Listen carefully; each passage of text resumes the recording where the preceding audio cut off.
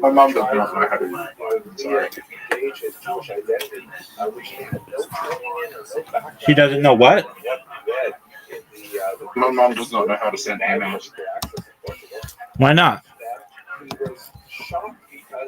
She just doesn't know how to attach a file to an email and send it. Why not? Because she's like 54. 50, yeah, 54. Okay.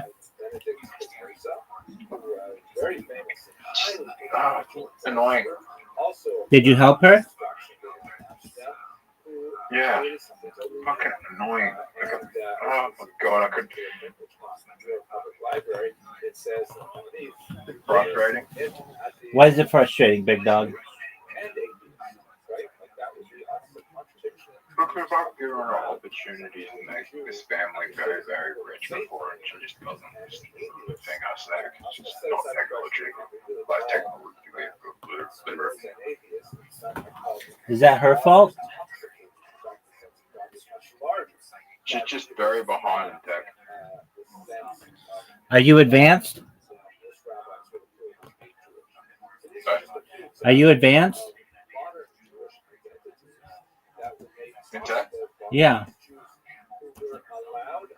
Probably average.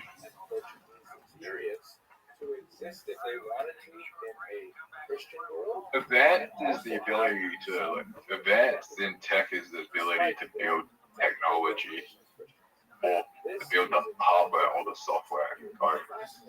That's advanced. Like when I make my robots.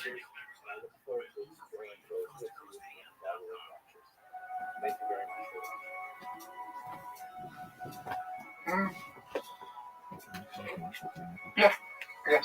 I'm not sure if that's advanced or just above average.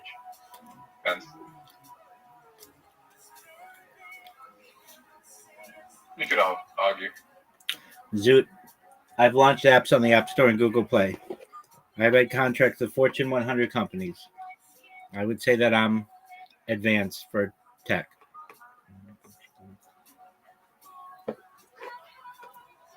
I have certifications from major organizations like Amazon.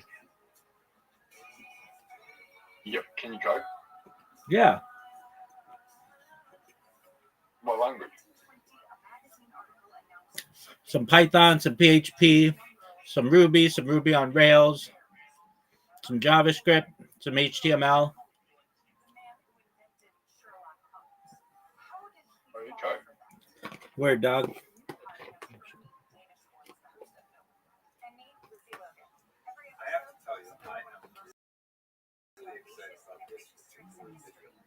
When did you learn to code? Like 8 years ago.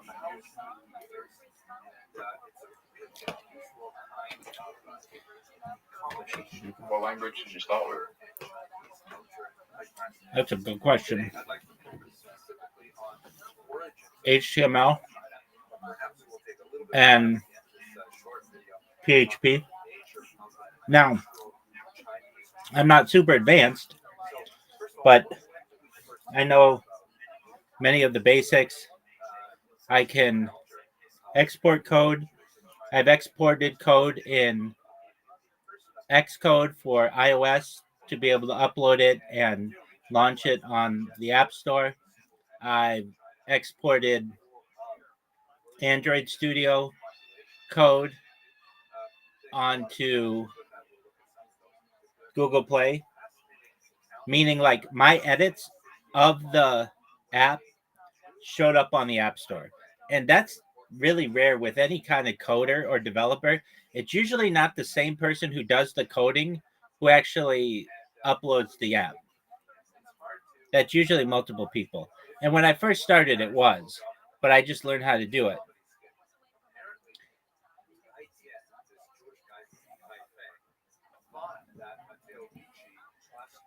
But now, even the best coders in the world aren't as good as ChatGPT. So coding is kind of useless now.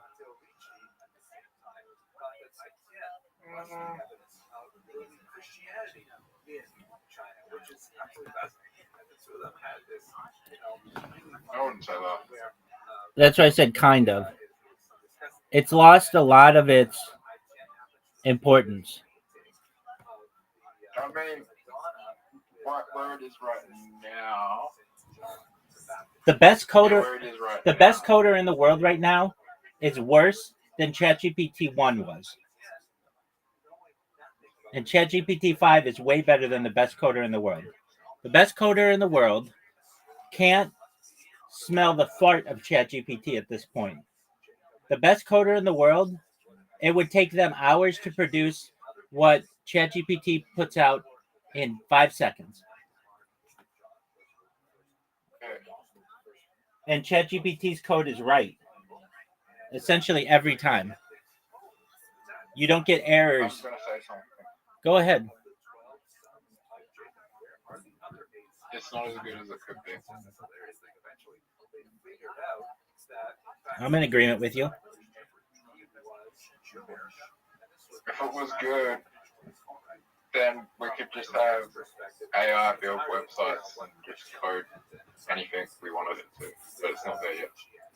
That's correct. And what we're anticipating is WSIW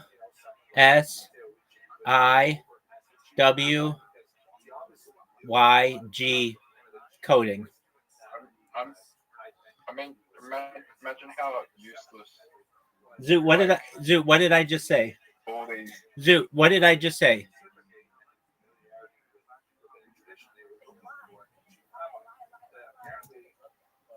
Zoot, what did I just say?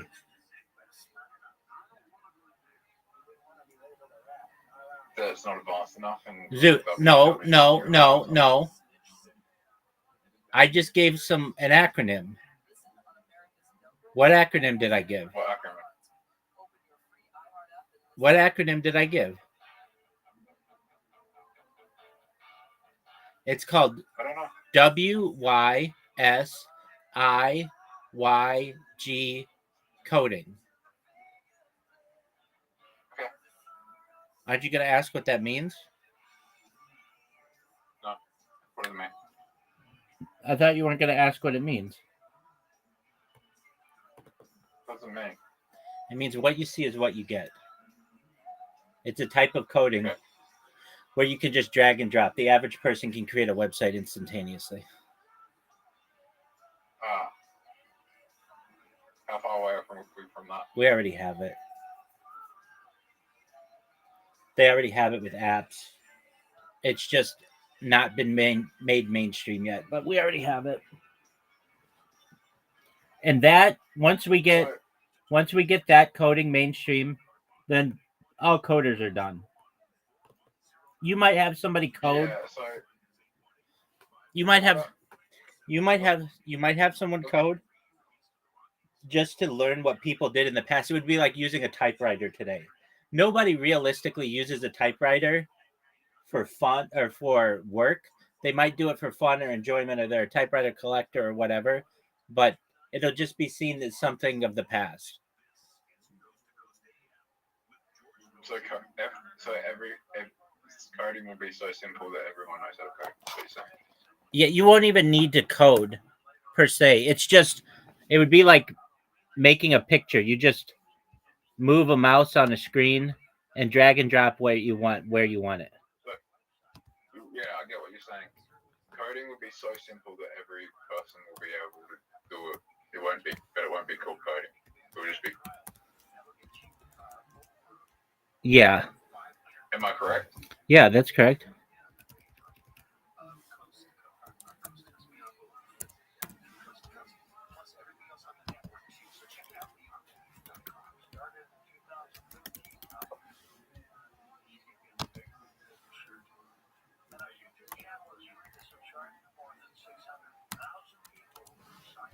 Hang on, I have to do this.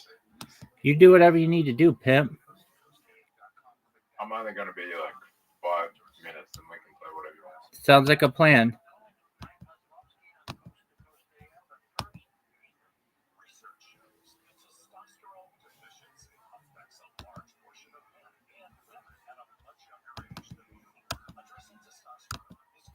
You think think there'll be a lot of opportunity to make money when everything gets simpler? It's becoming more and more difficult to make money. Why?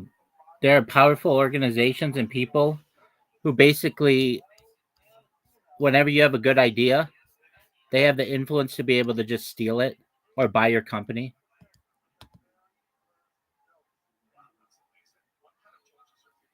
Now, with cryptocurrency, there are opportunities for people to make money, but the issue is that people don't have the initial capital to be able to buy what they need. I mean, I'm not saying that we won't have it. I mean, the United States alone, we have 18 million millionaires.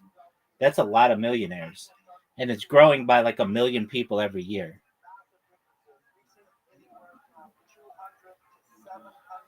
Millionaires, yeah, but those are mostly in property. That's correct.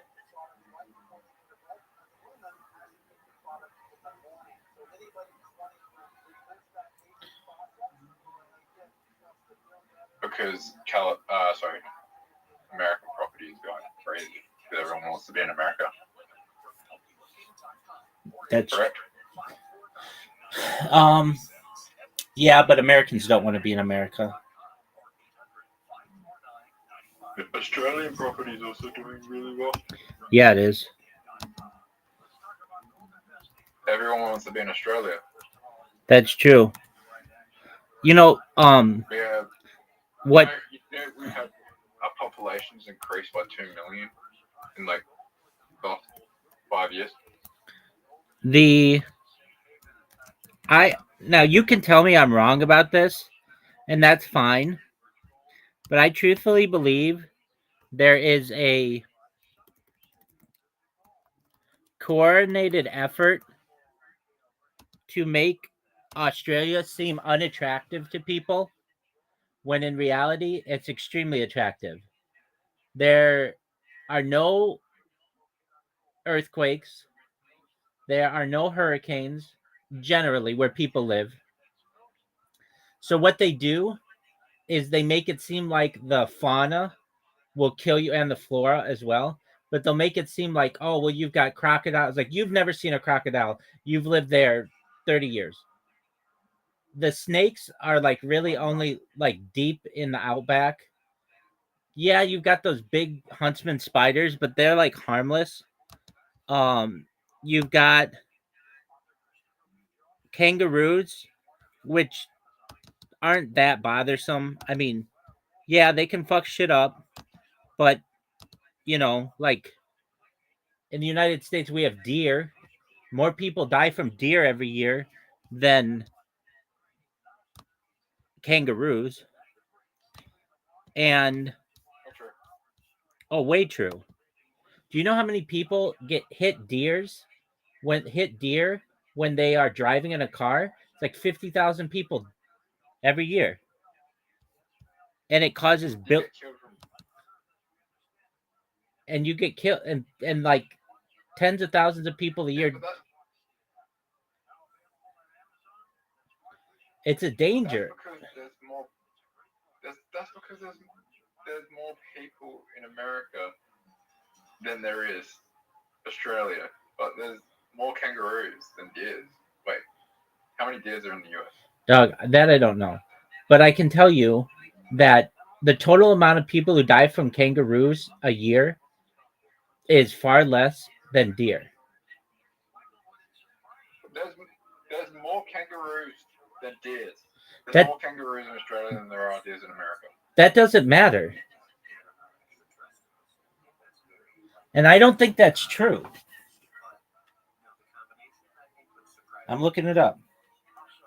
Are there more kangaroos in Australia or deer in the United States?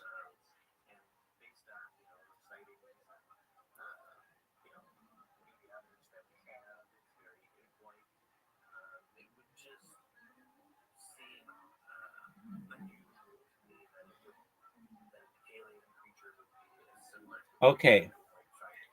Estimates suggest there are 40 million kangaroos in Australia and 40 million deer in the United States. in 48 states. So it's about the same. Now, let's look at 200 people die from deer every year. It's probably more than kangaroos. exactly. There you go. But that's just one thing. I've never heard of anyone dying from kangaroo. There you go. And like, okay, so you have crocodiles. The United States has crocodiles and it has alligators. Like, you've got dangerous snakes. We have dangerous snakes. And we have not just venomous snakes, but constrictor snakes, especially in Florida. We have like just the same amount of spiders that'll kill you. So basically what I'm saying to you is you have everything that the United States has everything that Australia has, but you don't have snow. Now I know you have blistering heat, but so does the United States. And if you're on the coast, you basically enjoy paradise year round. So, okay.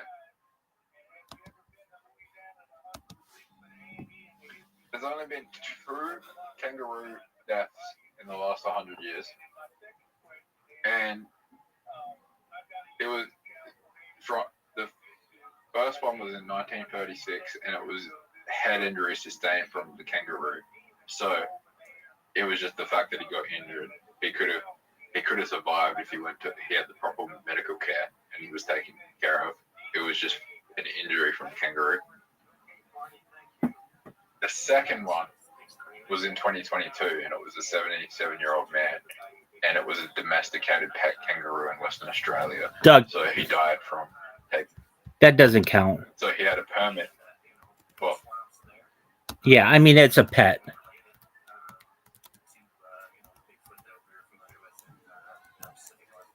But that's why you don't keep kangaroos as pets. You're not meant to.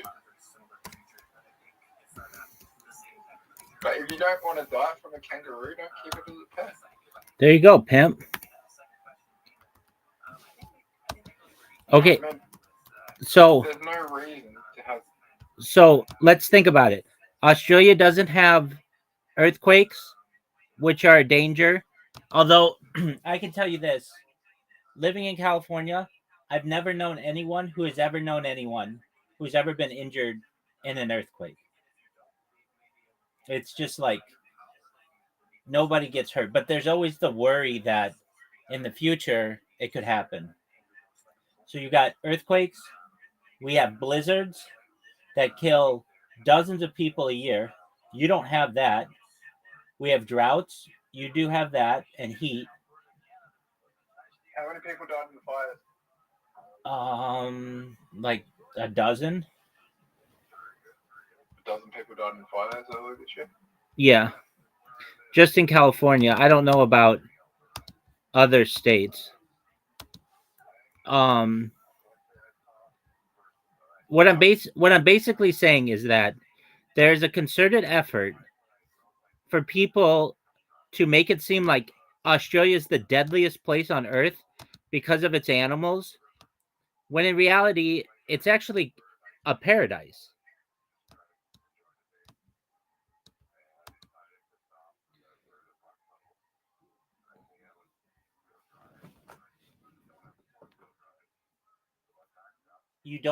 It doesn't snow.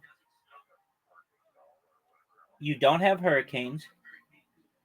You don't have cyclones. You don't have, you don't have tornadoes. You don't have blizzards. You don't have monsoons. You don't have really any of the issues that the United States has from a weather perspective. And in my opinion, there's a concerted effort for people to downplay purposefully how nice Australia is. Now, I'm not saying that there aren't some bad parts about Australia. Everything has to be shipped in, or a lot of things have to be shipped in, and there are issues with foreign investment, and you're basically like part of the Commonwealth and all that other shit. I'm not saying that, but what I'm saying is that there is a concerted effort, especially I would say on the internet, to make Australia seem not a desirable place. Because frankly, if Americans knew how nice Australia was, many of us would move there and cause housing prices to go even higher. They don't do that.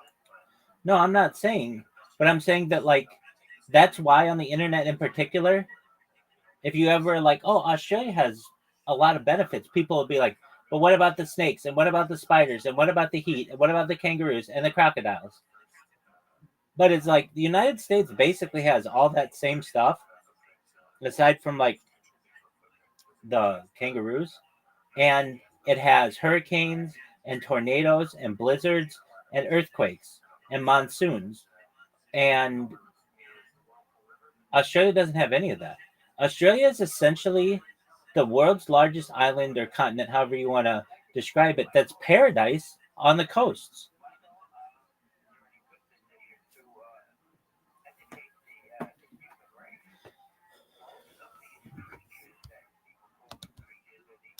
And so, whenever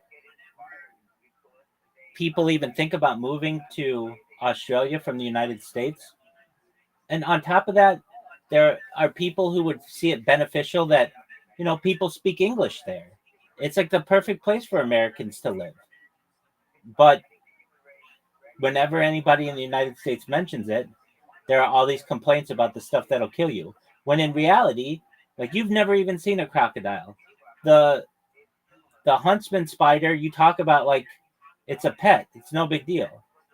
They talk about like koalas and having chlamydia. And it's like, yeah, but are you fucking a koala? It's like, something you see at the zoo. Basically, Australia is a very desirable place, and there's a concerted effort, especially on the internet, to make it not seem like it's paradise, but it really is. You forgot all the things that could kill you as well. All the things that kill you are either extinct or endangered as well for most of them. That's true. Like, Okay, you can get attacked by a great white shark. dude, You can get attacked by a great shark, in the United white States, shark anywhere in the world. exactly. They have one of the largest ranges in the world. You can go swimming in the ocean. You can get stuck. You can get killed. The same animals that kill you in the ocean anywhere in the world can kill you in Australia. It's no difference. Like there's no reason. There's no reason. You have great white sharks over in America, right? 100%. But even worse, they're probably just more. Great white sharks aren't that big of a deal. The sharks that do the most damage are like nurse sharks and tiger sharks, like basically smaller sharks, that lemon sharks. Like they basically are in shallow waters. Great white sharks a lot of times are pretty far away from the coast. I mean, not always, but many times. And really, in the United States, only 50% of our coastline is swimmable. Like the Pacific coast is cold. Even now in August, when I like if I when I go like when I'm not streaming myself and I would go to the beach, even on the warmest day, nobody is in the water without a wetsuit unless they're not from here or they they just going for a little bit because the water's so cold. Uh, it's in the North Pacific Ocean, so it's like it's not really that warm. When you go to Florida and it's like bath water, that's what Australia's like. So what I'm saying is like all of Australia's water is warm. It's very enjoyable for the average human. All of the houses that you see along the Pacific coast, none of the people there go in the water. I mean, it's just not a thing. And like a lot of people think like, well, isn't surfing really big in the United States on the Pacific coast? Yeah, it is. But you wear a wetsuit because the water's cold. And unless it's like the the the hottest part of the summer, it is the water's just still just generally too cold. I mean, to be enjoyable. Um, when in Florida, it's like bath water. Australia, it's like bath water, and the water's really clear, really clean. Um, like you have fires. United States has fires, but fires haven't been a big thing your whole life. This is a modern thing of the last 10 years. That's not when you were a kid, you didn't hear about Australian fires that often.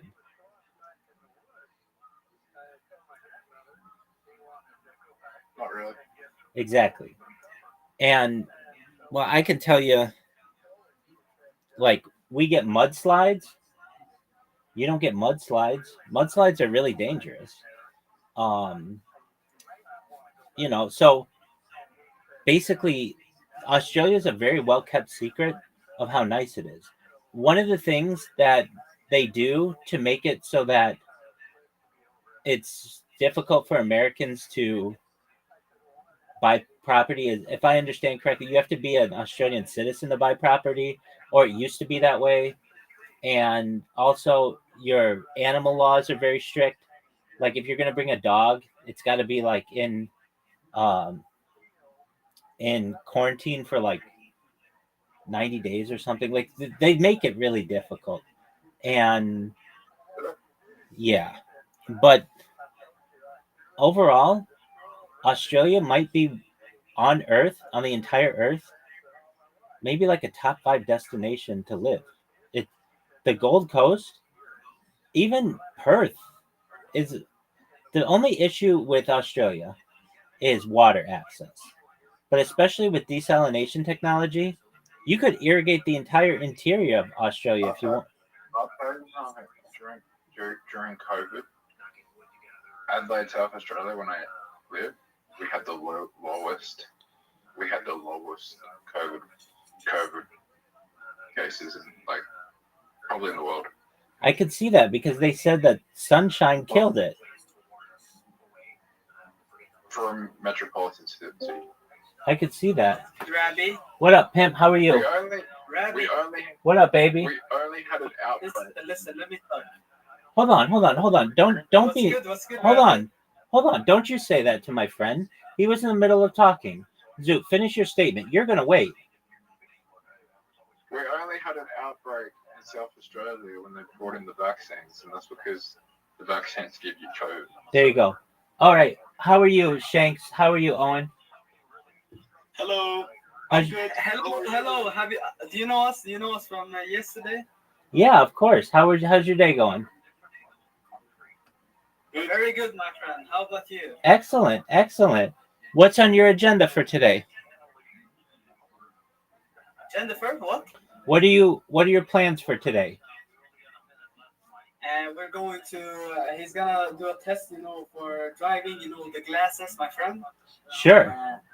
When you drive. Yeah, he's gonna do that. After that, we're gonna go out, play football and stuff. It's soccer. Okay, very well. What position do you play?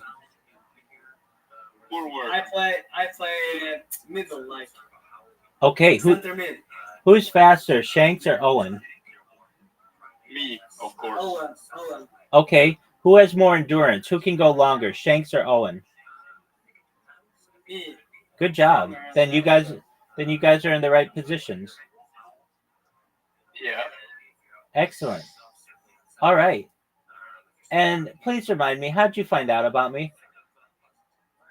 In a row. Oh, that's right. Yeah. Discord. We talked with you like. I know. Like 48 hours ago. And then again 24 hours ago. Exactly. Did you watch Aiden Ross's stream yesterday? Yes. I did too. What did you think of it? I didn't look for a long time, but Neither did I. Yeah, neither did I. He always has the same amount of. He always has the same amount of viewers, 57,000. yeah, It's always the same, which makes me think he just bots himself. yes. I think so as well. Yeah, exactly. Because he's not doing anything that exciting, and he just has enough viewers to be the number one person on the Kick page, but it's always 57,000. It's never like 10,000, and then other times like 80,000. It's just 57,000. And I just find that. I think you should be popular like Aiden and talk about stuff like you told us. 100%. Just a matter of time, my friend. It's just a matter of time. Someone kicked me, bro. No one kicked. I didn't kick you. No one has the ability to kick you. So maybe Discord kicked you out, but I did not. And Zoot doesn't have the ability, and B. Alexander doesn't have the ability, and Owen doesn't have the ability. Yeah, okay. That's weird because I was talking with you. I think you should try to like how to say it, focus 100% on Twitch. Or no, not Twitch. X or Kick or Twitch. Something like that. That's I understand. What I'm thinking about. I understand. That would make you. Yeah, that would make you popular. I think. Okay, well. So I think you should like stream, talk about stuff, go 100% on it, and then you will be famous like Aiden was. Oh, if it were only that easy. I understand. All right, so you guys are gonna do the driving test, and then you're gonna play soccer. Excellent. Do you have plans for this weekend? Weekend. I'm starting school next week, so yeah. Shanks, in what year were you born? 2008. Oh, excellent. That makes you not 20. Yeah, you've got to be 18 to be in here, big dog. Oh. Take care, guys. Take care. Bye-bye. Bye. No, I'm joking with you. I'm 18. No. Take care, Shanks. No, Shanks, please. Shanks, Why, bro? Shanks, come back when you're 18. It's not that long. Take care, buddy.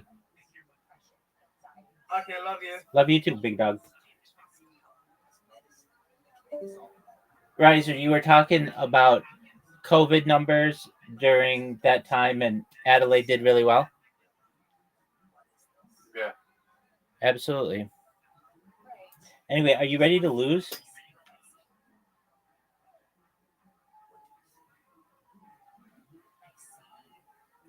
Zoot.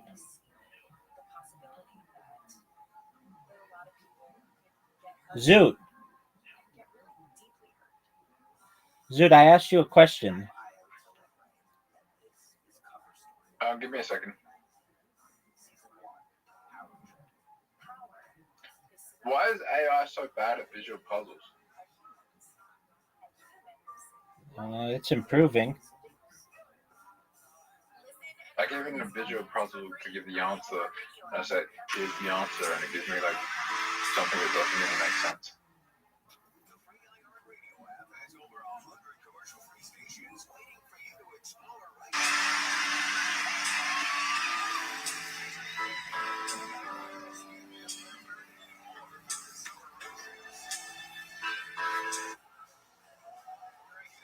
If AI gets too good at visual puzzles, it'll be able to do CAPTCHAs, and then once that happens, Oh, thank God.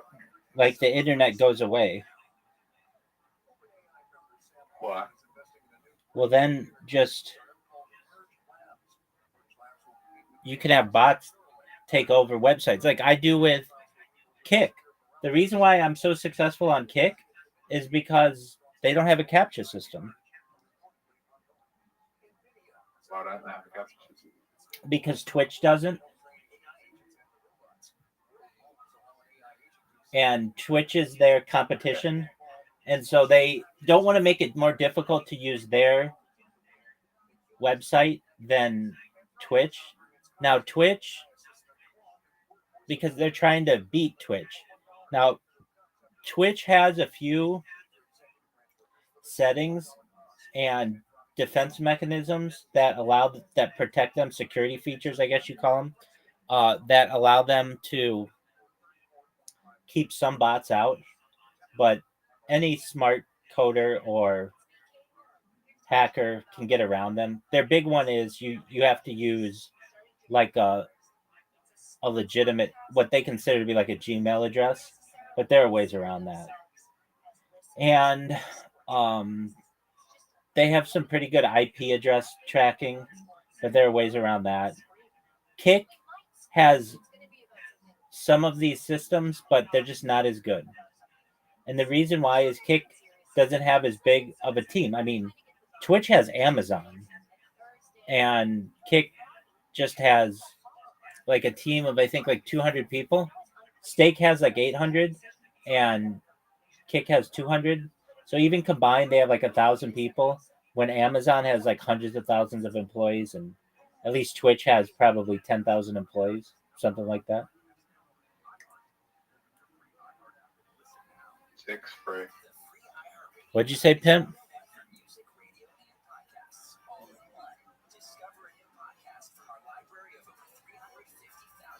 Hey, Zoot, I have a question.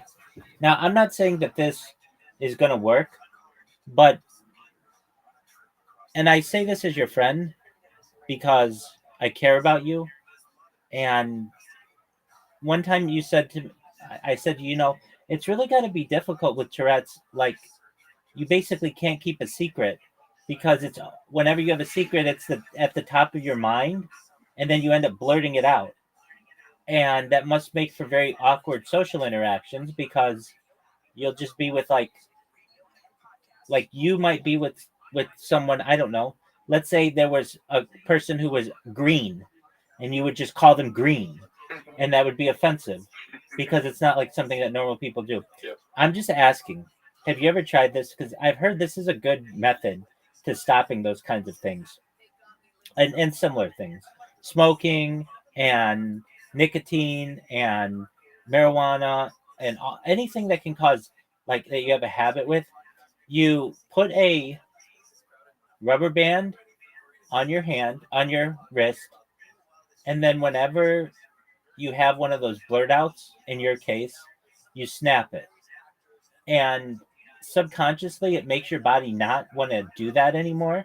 I'm not saying it's going to work exactly well for you, but have you ever tried that? No. I would suggest it. I think it could help you. And even if it doesn't, then you tried it.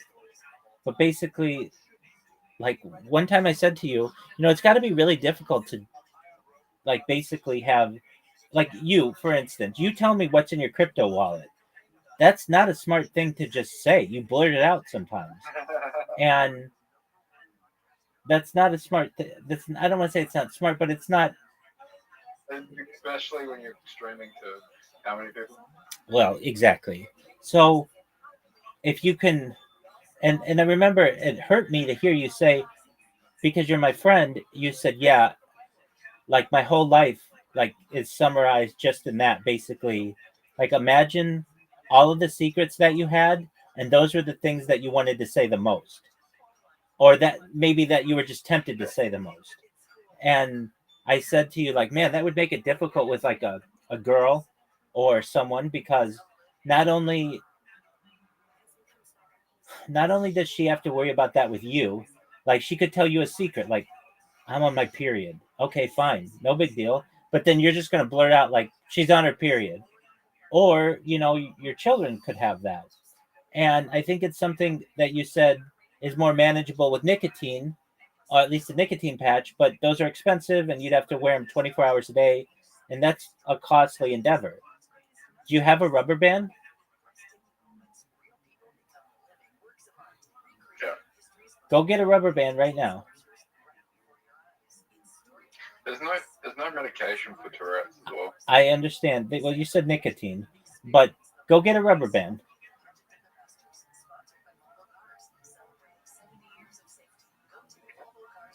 Tell me when you have a rubber band, Zoot. I don't. You don't have a rubber band?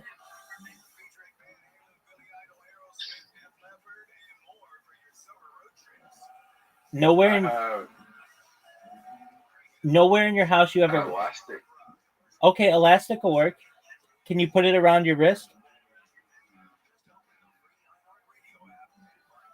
Yeah. Okay, put it around your wrist. And whenever you, like, this is going to be a reminder subconsciously. You want to wear it for as long as you need to. And whenever you have a blurt out, you just snap it. And what it does is subconsciously, your body doesn't like that. And it will slowly ease you away from wanting to do the non desirable activity. This works with people who bite their nails, it works with people who are addicted to drugs and nicotine and alcohol. It just is like a thing that if you are conscious about it and you have this thing on you, you don't want to snap it. It causes you an issue. And your body, instead of being carefree and just saying whatever you want or desiring alcohol or drugs or nicotine or whatever, it just recognizes that it doesn't want that snap. You don't have to snap yourself hard, but just keep it on your hand. And we're going to play. Are you ready to play?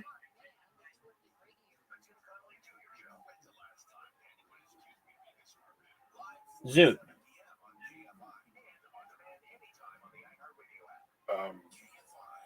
Not yet. Okay, well, you tell me when you're ready to play. Is the elastic on your hand or on your arm? On your wrist? Yep. It- Hang on. 3. Zoot, show me that when you have the time, show me the elastic on your wrist.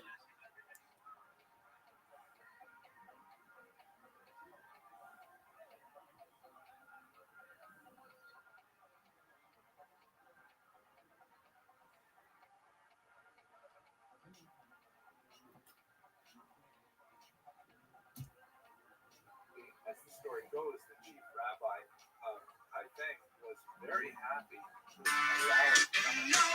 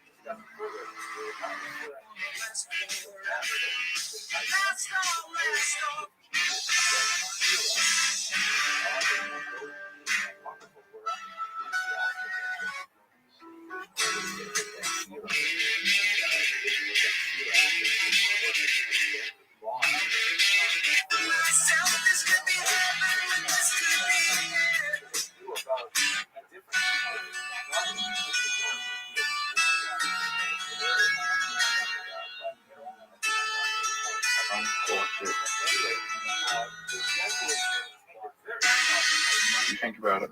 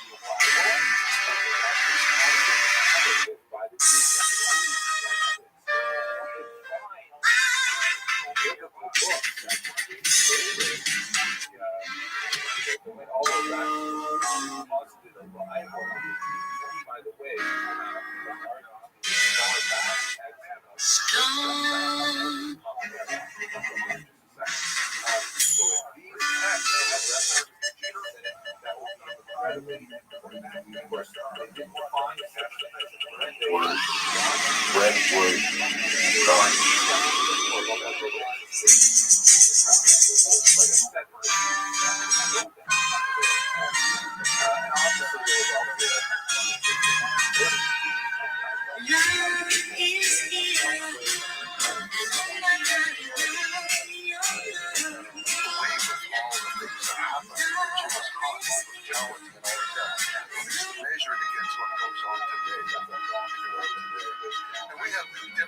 there are two images of Genghis Khan. One is our image of the Mongolian on horseback killing people and raping women all the time. The other image is the Mongolian image. And when they finally built an official statue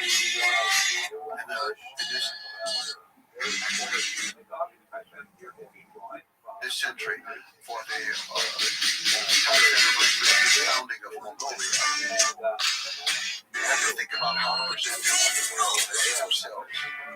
And they chose the Lincoln Memorial as the model. He was the late great lawgiver of the Mongol nation. So he's seated there in front of the Mongolian parliament. There's another factor that you better know, but it was a private enterprise that created him on horseback, but not with a weapon, but he's on horseback out in the countryside. But the official one from the government is Genghis Khan seated like Abraham Lincoln, and they issued stamps to show that he is the great lawgiver. And the truth is somewhere in between. Well, or depending on where you are and how you want to see it, you know. Yes. There are many things that happen that were. So, Mayor, here is a map that shows various locations. I think it's the map that refers to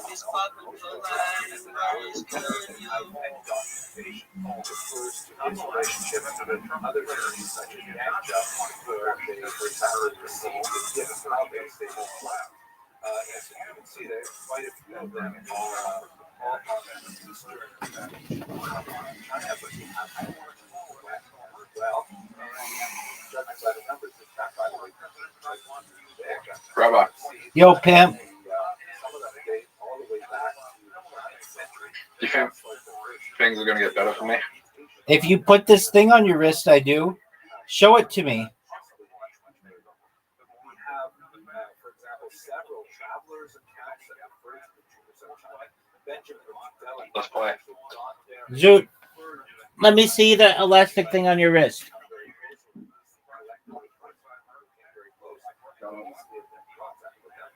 Marco Polo, the famous traveler, has passing references to Zoot, show it to me. tax regulation in the 14th century, in which there are just scattered references to Jews. Unfortunately, don't tell us a lot about how large the communities are, or how active they were, or what they were like, but they clear reference to Jews being present there, along with Muslims, by the way, with whom they were frequently associated. And the mind of Chinese administrators is often very little distinction between Jews and Muslims. They're often referred to as the same. They also have some Muslim historians who refer to the presence of Jews, sometimes in the context of Chinese nationalism as well. Now, most likely the Jews wanted China along this Silk Road, which you can see here is now media that shows some of those important routes upon which silk traveled from the east to the west. It's also called the Spice Road. The spices were also very important commodity going to the west from the east.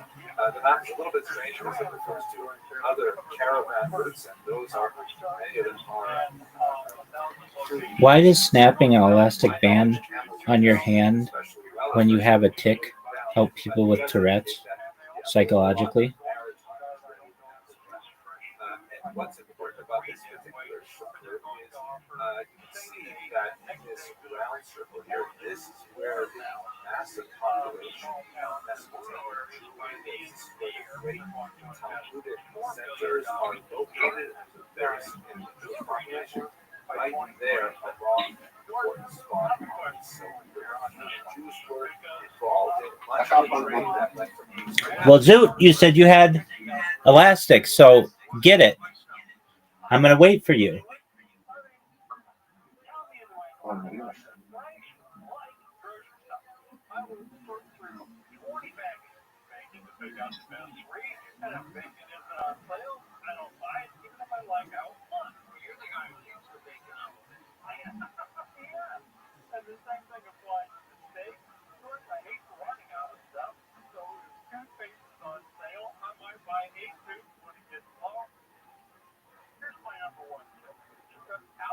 Would a belt work? No.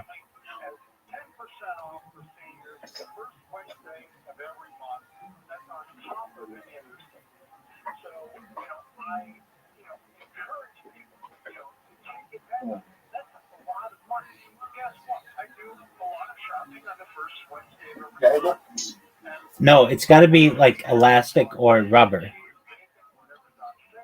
Go in your kitchen and look and see if you have like rubber or like elastic on like broccoli or something.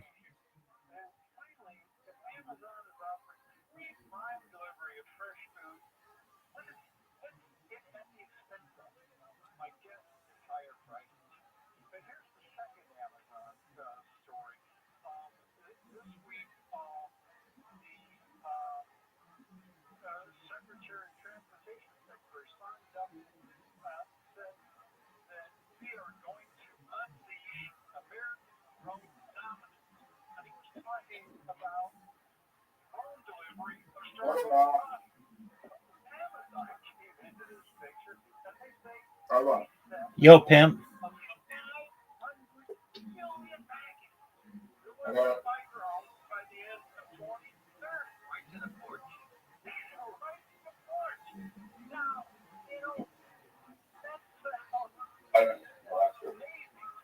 What'd you say?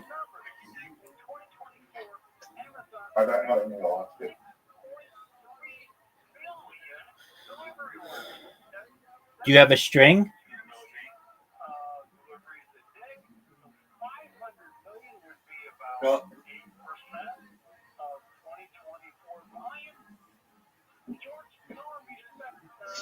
Do you have a string? Yeah. Okay, take a string and put it around your wrist. I don't have a string. We'll go get one. I will after dinner. Okay, Zoot, listen to me. The next time you come in here, I want you to have a rubber band, okay? I'm going to ask you to show me it the next time I see you, okay? Okay. Here's why. Snapping an elastic band on your wrist for Tourette's syndrome may not be a complete cure, but it can help some people psychologically because it taps into a few behavioral and neurological mechanisms. The first is competing sensory input, sensory gating. When you snap the elastic, you create a sharp, clear physical sensation. For some people with Tourette's, that sensation can briefly complete with the urge to tick, making the brain's sensory system focus on the new input instead of the premonitory urge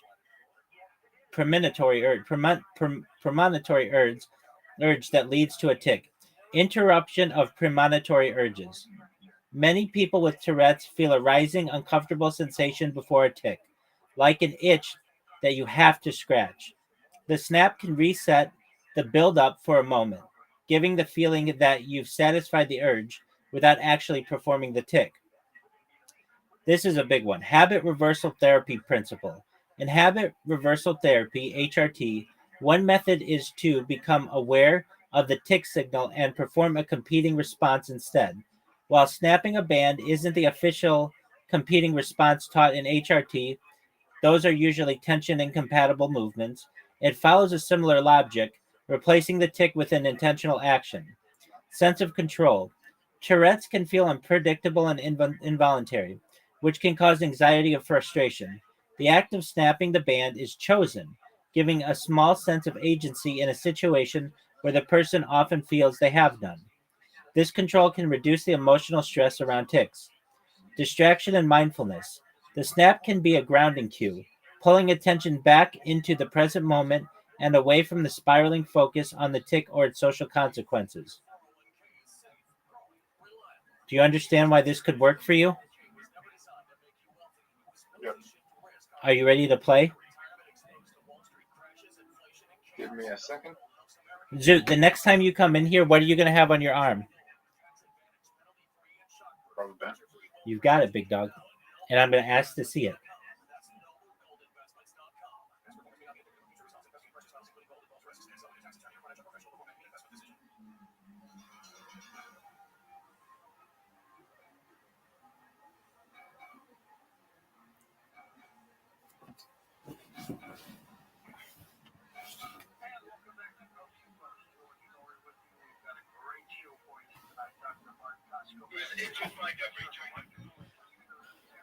50. What's 22? What's 76 divided by 50? 38. But Alright, let's play. Okay, just one moment. What do you want?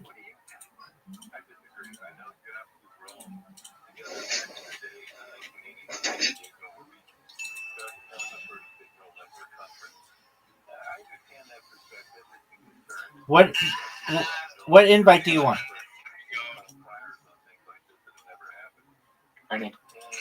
Any invite? Okay.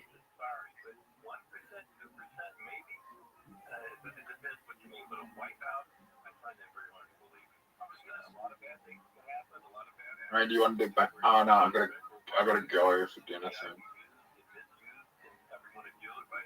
Let's do bounce. You got it. I want a quick game. Do you want easy, standard, or pro? Rabbi, Yo, I'm pimp. gonna win because I'm gonna try a trick. I don't think either of You know us are what going to trick is? finish. I don't think either of us are going to finish. I feel like I'm gonna finish, but not when I'm playing like that. Rabbi, I fucked up already. Rabbi, Yo, pimp. see how I fucked up already? Okay, this is gonna be the easiest win. Have you ever thought about how do you think about me? What do you think? I think you're a man struggling with some issues. What's my issues? You've got a lot of behavioral issues you're dealing with. Why is that? Because you don't have a rubber band on your hand at this point.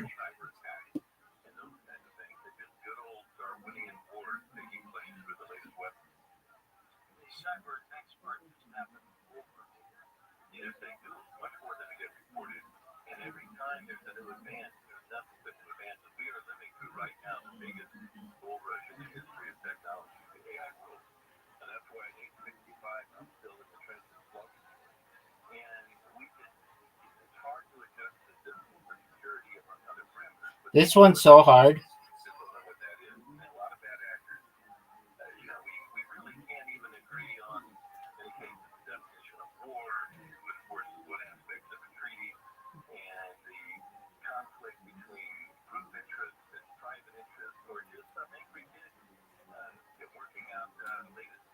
Zoot, what's your secret? What do you mean? I thought you were going to do some secret move. Oh yeah, this one. Okay, you ready? When the respawn actually fucking helps you because you fucking you making pulsive moon and the respawn actually helps you with your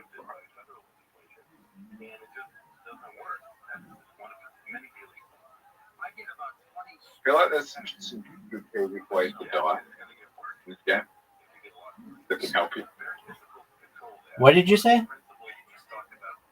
I feel like there's some strategic ways where you can die in this game where it helps you. Perhaps. But that was not the strategic way to die just then. Rabbi, Yo, pimp. this is the hardest one. What is the hardest one? You know what I'm talking about. The The- star. No, the circle one's so hard. The star. You mean the star? No, the circle.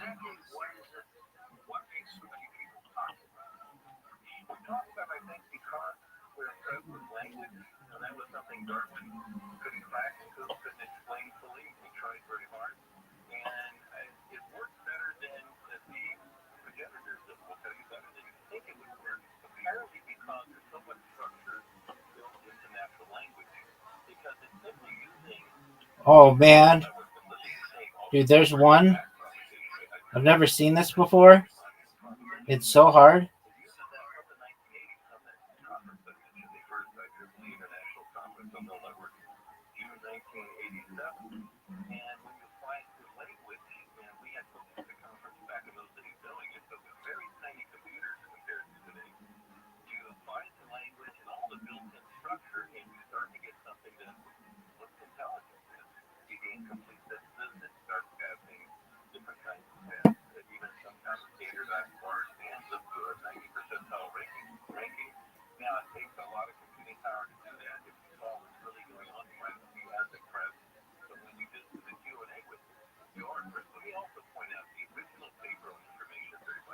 Dude, I'm on one. I don't think I'm ever going to be able to do it.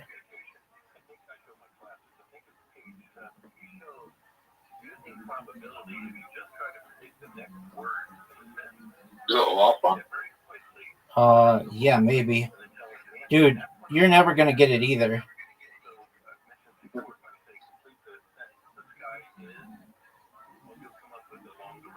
I can't even get past the first part of it. All right, we're going again. Do the same one again. Do again. Dude, there's one part that I don't think either of us will ever get. It's so hard. Are you ready? Yep. Have you ever beaten me at this? I don't think so.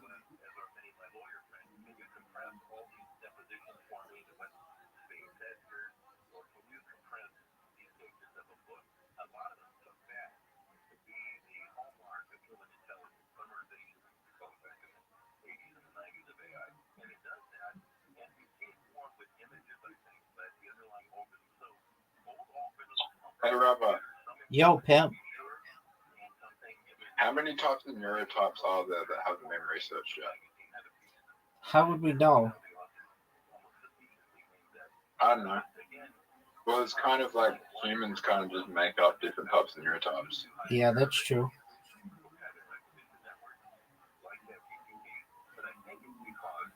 But really, you could be put into any neurotype. Like anyone. Yeah, I'd be in the sexy one. Sexy one with a big dick and hilarious.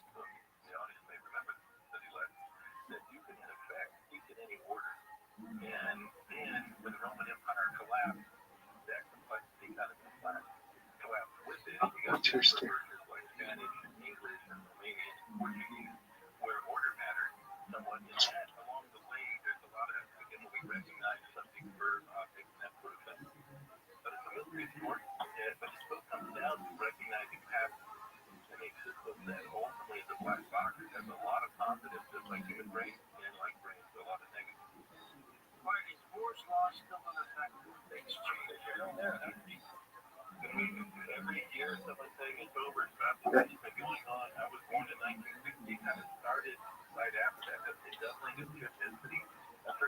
Your favorite type of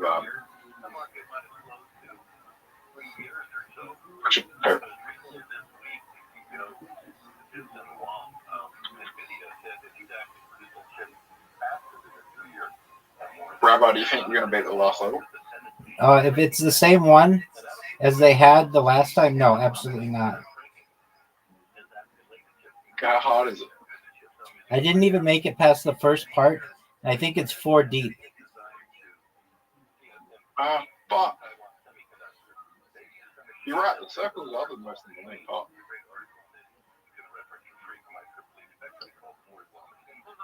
Rabbi, how did you get past the circles? I just timing.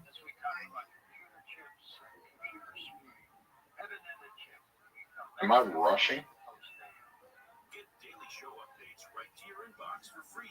What the fuck? Can you go fast? the circles, you go faster, right? I bet this game is really good for hand-eye coordination. Well, my hand-eye coordination sucks. Like, this might be the best game for hand-eye coordination of all of the games that they have on here.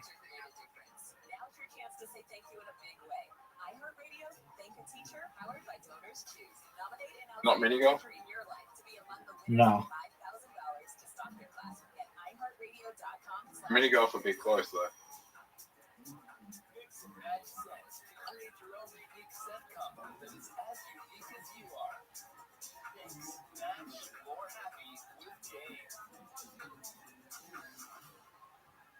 What about pool? No. It doesn't have the speed aspect.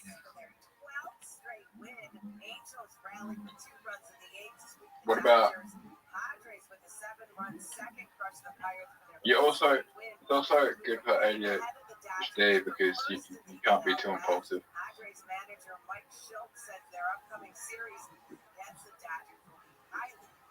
Okay. Rabbi, are you on the impossible one? No, not yet. When are you going in the impossible one?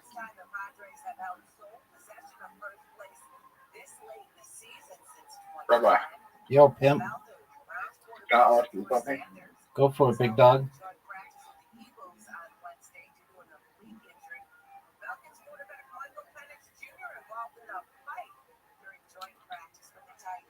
Dude, I got into like an impossible one again.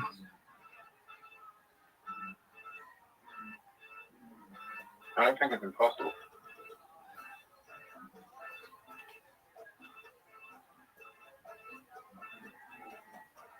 Right, we're doing it until one of us beats it.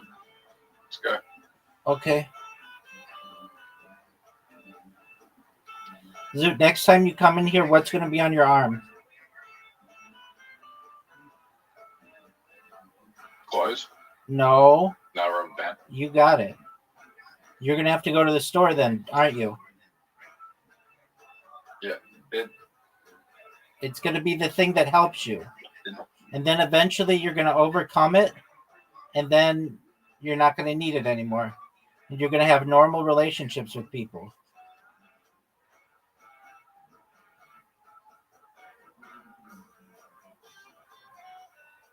From somewhere out there, this is Coast to Coast AM with George Norrie. We shall take your calls next hour with Dr. Bart Costco as we talk about computers advancing quicker and quicker and quicker.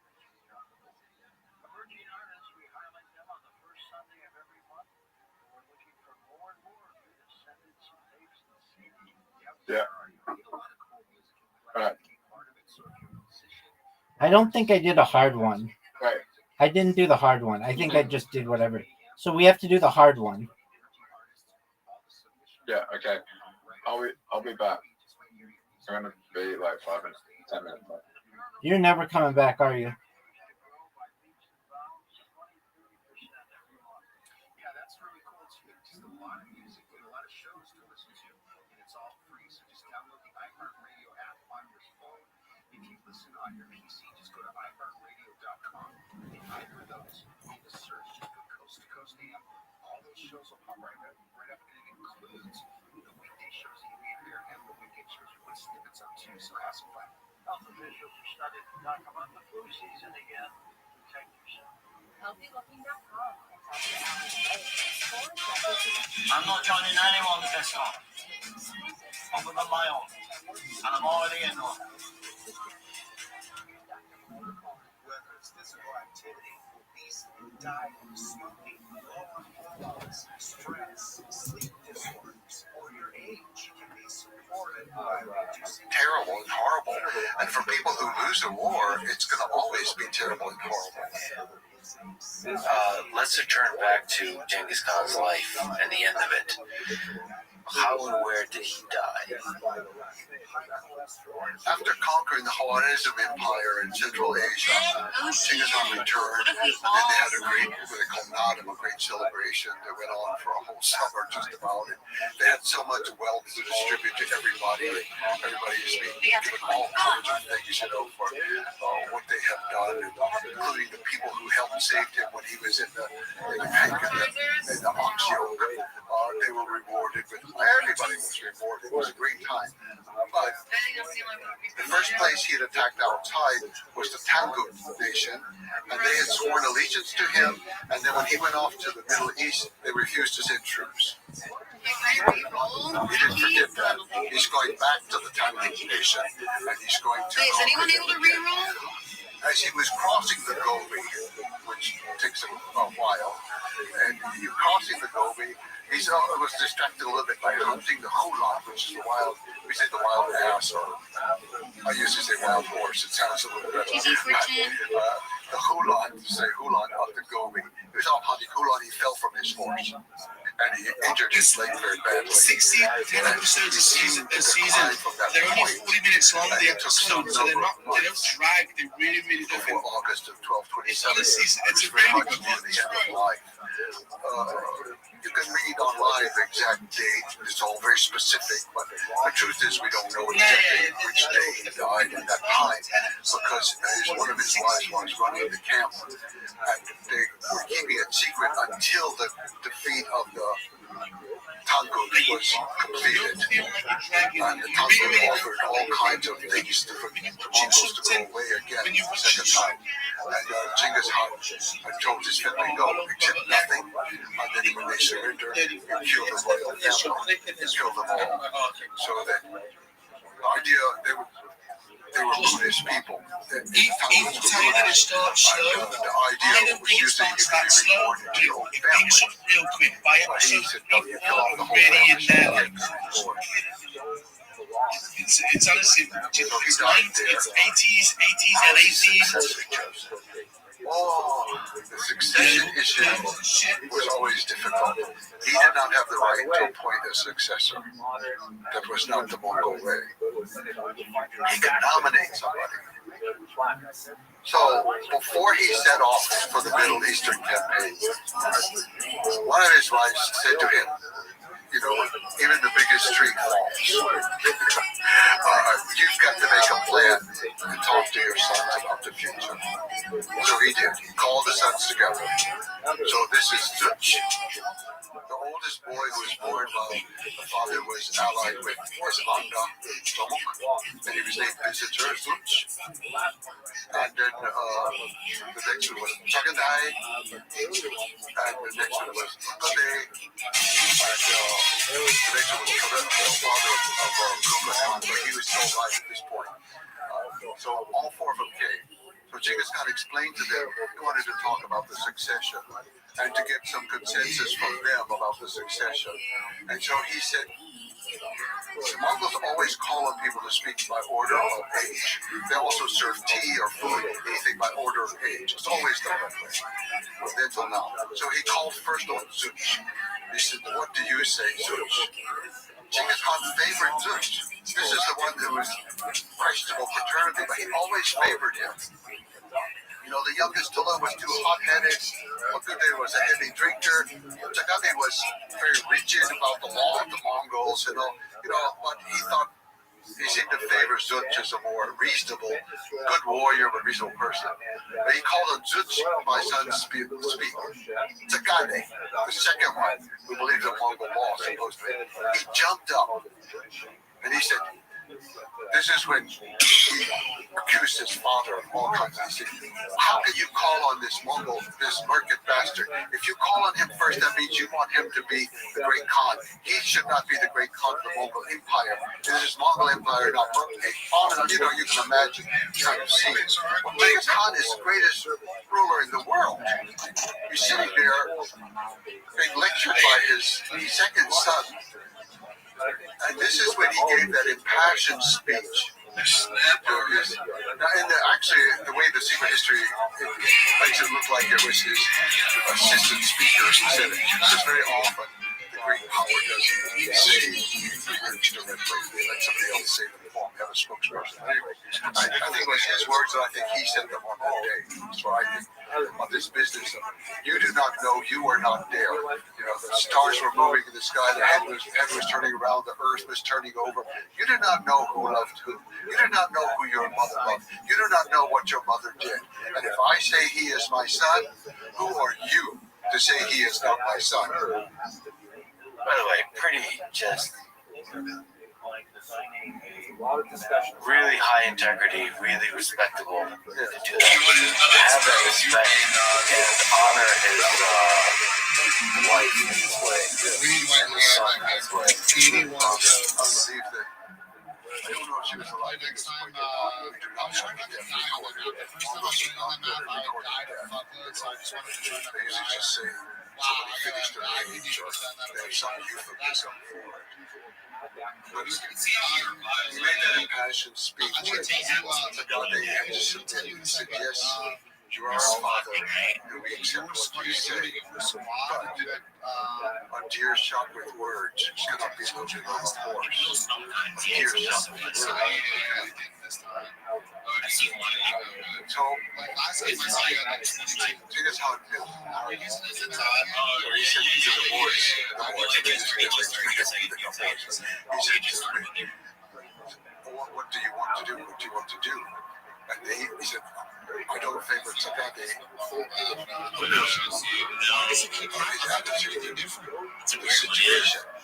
And Tallulah is still hot. He actually ended up being drunk and dying early. So, but the other guys, they said, well, good, they chose him because he was the most generous and the bon vivant. He was for every party, drinking every time. Now, one time, Jiggy Hutuk, the great judge who wrote The Secret History, Jiggy Hutuk was sleeping on a cart one time. For whatever reason, I don't know what. I think he also had passed out drunk, perhaps. But Agade came out drunk and grabbed him up and pulled him back into the party. Agade was a party guy. And so he was chosen as the next great Khan of the Mongol Empire. But fortunately, there was sort of a plan B, and that Genghis Khan had set up very powerful women, his daughters, but also he had chosen wives for each of his sons, very, very capable wives. And from a good day, he had a wife who wasn't even his first wife. The first wife would usually be somebody closer by a certain clan or something, but he had a very intelligent woman named Dorje. And then she was more or less ruling in his last few years. And then after he died, she ruled an empire in her own name. She was the ruler of the greatest empire in the world ever ruled by a woman. It's incredible, the genius of Genghis to set it up that way. And to not, there's probably very widespread discrimination of women at that time, and to have not care about any of that and just making the right decision for like what it will keep the empire together. Dorje was actually, there was peace. She stopped all campaigns. There was peace during her time. The women, like such as Dorje and others, were extremely into economics and trade and running these. They had these private corporations called Ortok. She was running her Ortok and everything. So she became much more interested in the economics of the trade and running the empire. And it was a time of peace, and she recognized that peace was better for trade. It was better. And so it was a peaceful time. But like all of us, we have our weak points, and she favored a worthless son to become the successor. None of the sons actually were great, but good they had favored another. But anyway, she favored Duyuk, her son, and so she arranged to have him named the great emperor while she was still alive. She had her primary minister was also a woman named Fatima from the Middle East, and unfortunately, Duyuk organized a purge of her court and killed off a lot of these people who had been supporting her. A lot of them were Muslims, and he killed off a lot. And then he was going to march against the Golden Horde because they weren't supporting him. So he set off and he died. He was only in office for 18 months. And he was gone. Then his wife took over, Uncle Hamish. Unfortunately, she was not capable as her mother-in-law. Uncle Hamish was a bit greedy, and she didn't start any new wars, but she just got the best of things, and she didn't rule for too long. And this is why Kublai Khan's mother, Sorostani, was able to have a revolution. She united with the Golden Horde. She was on one end on China, she had northern China, the Golden Horde had Russia, the two of them united against the center, and they overthrew Uncle Hamish, and she put her son Mokan in, who was succeeded by Kublai Khan. And we should say probably that, this whole succession by kin probably goes against the initial spirit of what Genghis Khan stood for. Yes. In the end, he was a father, and he favored his sons, even knowing they were not so capable, and he had lost a grandson that he loved. But he organized it, though, as what we call today almost a corporation. All lands belong to everybody in the family. Everybody. So Kublai Khan, that's why he had soldiers. There were Christian soldiers, Ossetian soldiers, and Kipchak soldiers. He had 10,000 of each come in. And then the Russians would own silk factories in China. The Ottomans would own silk factories in jade mines in China. Yeah, dog. In China, the Mongols, they would own. Good person. The saddest thing was that they lost the ability to clearly copy their tourist rules, feed their tourist rules, and ultimately they ended up selling their tourist rules to Christian missionaries who then brought many of them back to Western Europe. Are we doing part? Yep. This is an example of a kind of scroll, which is about people who have analyzed their tourist scrolls and the scroll of Esther, the region, indicates that they were losing their ability to actually copy the tourist scroll effectively. It's clear from some of the letters that sound. Did you know you have the lead? That they used a method where one person would read the tourist scroll and the scribe would actually transcribe it based on what he was hearing. Hence, there would be errors and those two letters. By the way, there did not find evidence that it was so open. I'm not that far from you. Yep. How does it feel to lose to me? I haven't, so I don't know. I've never lost you. Shit. I've never lost you in this game. Hang on.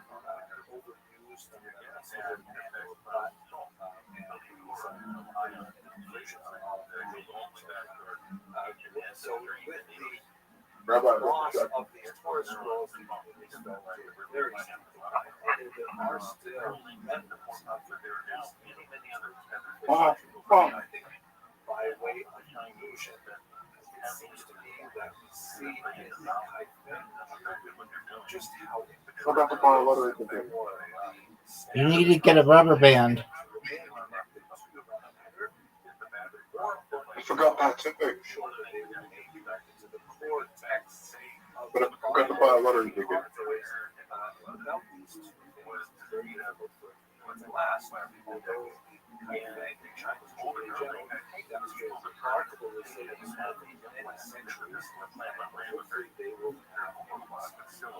Last thing I gotta say, for those of you who have been following my lectures, I want you to appreciate how hard it has been for me to get through this entire lecture without once mentioning the Jewish method of action.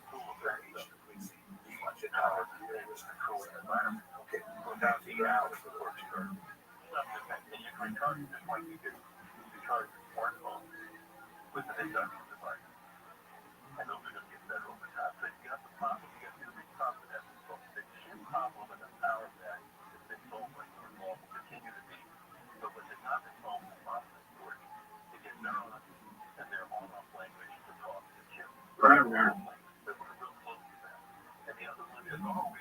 chemical problem, not the digital problem of battery life.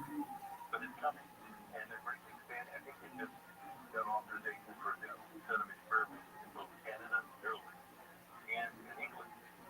And like many other countries are involved. The origins of the Jews of India go back to the ancient period, and we basically have four different types of population that inhabited the subcontinent. First of all, you have the Cochin Jews, who live on the Malabar coast here in the southern part of the subcontinent, and then you have the Bnei Israel, and they're sort of like circled by this green square box here, and they're primarily a little bit to the north, near the city of Mumbai. And then you have the so-called Baghdadi Jews, who are not necessarily all from Baghdad, and they are concentrated in Kolkata, but also located in some of the populations where Jews had previously resided. And finally, the so-called Paradesi Jews, who are spread out in a few centers, also found within the recognized population centers that we noted. Let's have a look at these four distinct type of Jews in a very quick overview. First of all, let's begin with the Cochin Jews, who are the earliest Jews recorded in India. They certainly date from the ancient period. We know from the text of the Hebrew scriptures, the Tanakh, that there are several words that are related to Sanskrit and Tamil, which are most likely connected to the trade that went on between ancient Israel and ancient India. There are terms primarily for like various goods and gems and things like that. There's also a possibility that this remarkable, mysterious Ophir, That's a myth. That's a myth. Much of Solomon's wealth That's a myth. may have been a place called Supara. That's a myth. That's a myth. River, That's a myth. Also housed a very ancient civilization. But we know from multiple sources, from not only Jewish sources, but Greek sources and Roman sources and so on, that there was significant amount of trade, particularly from the west coast of India and the Middle East. By the time you get to the medieval period, the Radhanite traders, who we spoke about in a previous class, have been traveling all through this route and definitely are engaged in trade all across you're down. The European and the Asian continents. And they're described primarily in Arabic. 470 points. There are Jews Get it. who are visiting India and who are in That's a possibly make. setting up kinds of That's a settlements miss. in India. That's a First make. of those settlements That's a is make. the so-called That's a Cochin make. Jews. That's a miss. We That's a know miss. of Make. their Make. history Make. from their local legends, but one of the most fascinating early documents that we have that specifically refers to them are the series of 3 copper plates that are apparently a type of a charter that were issued to the Jews of Cochin from a local king. And this kind of like sets the tone for much of the history of Cochin Jewry, a remarkable level of, coexistence with the local population. One of the things that's quite fascinating about this period is that there seems to have been no indigenous anti-Semitism. I know, right? That's like so hard to believe, but there seems to be very, very few incidents of any kind of organized anti-Jewish impetus.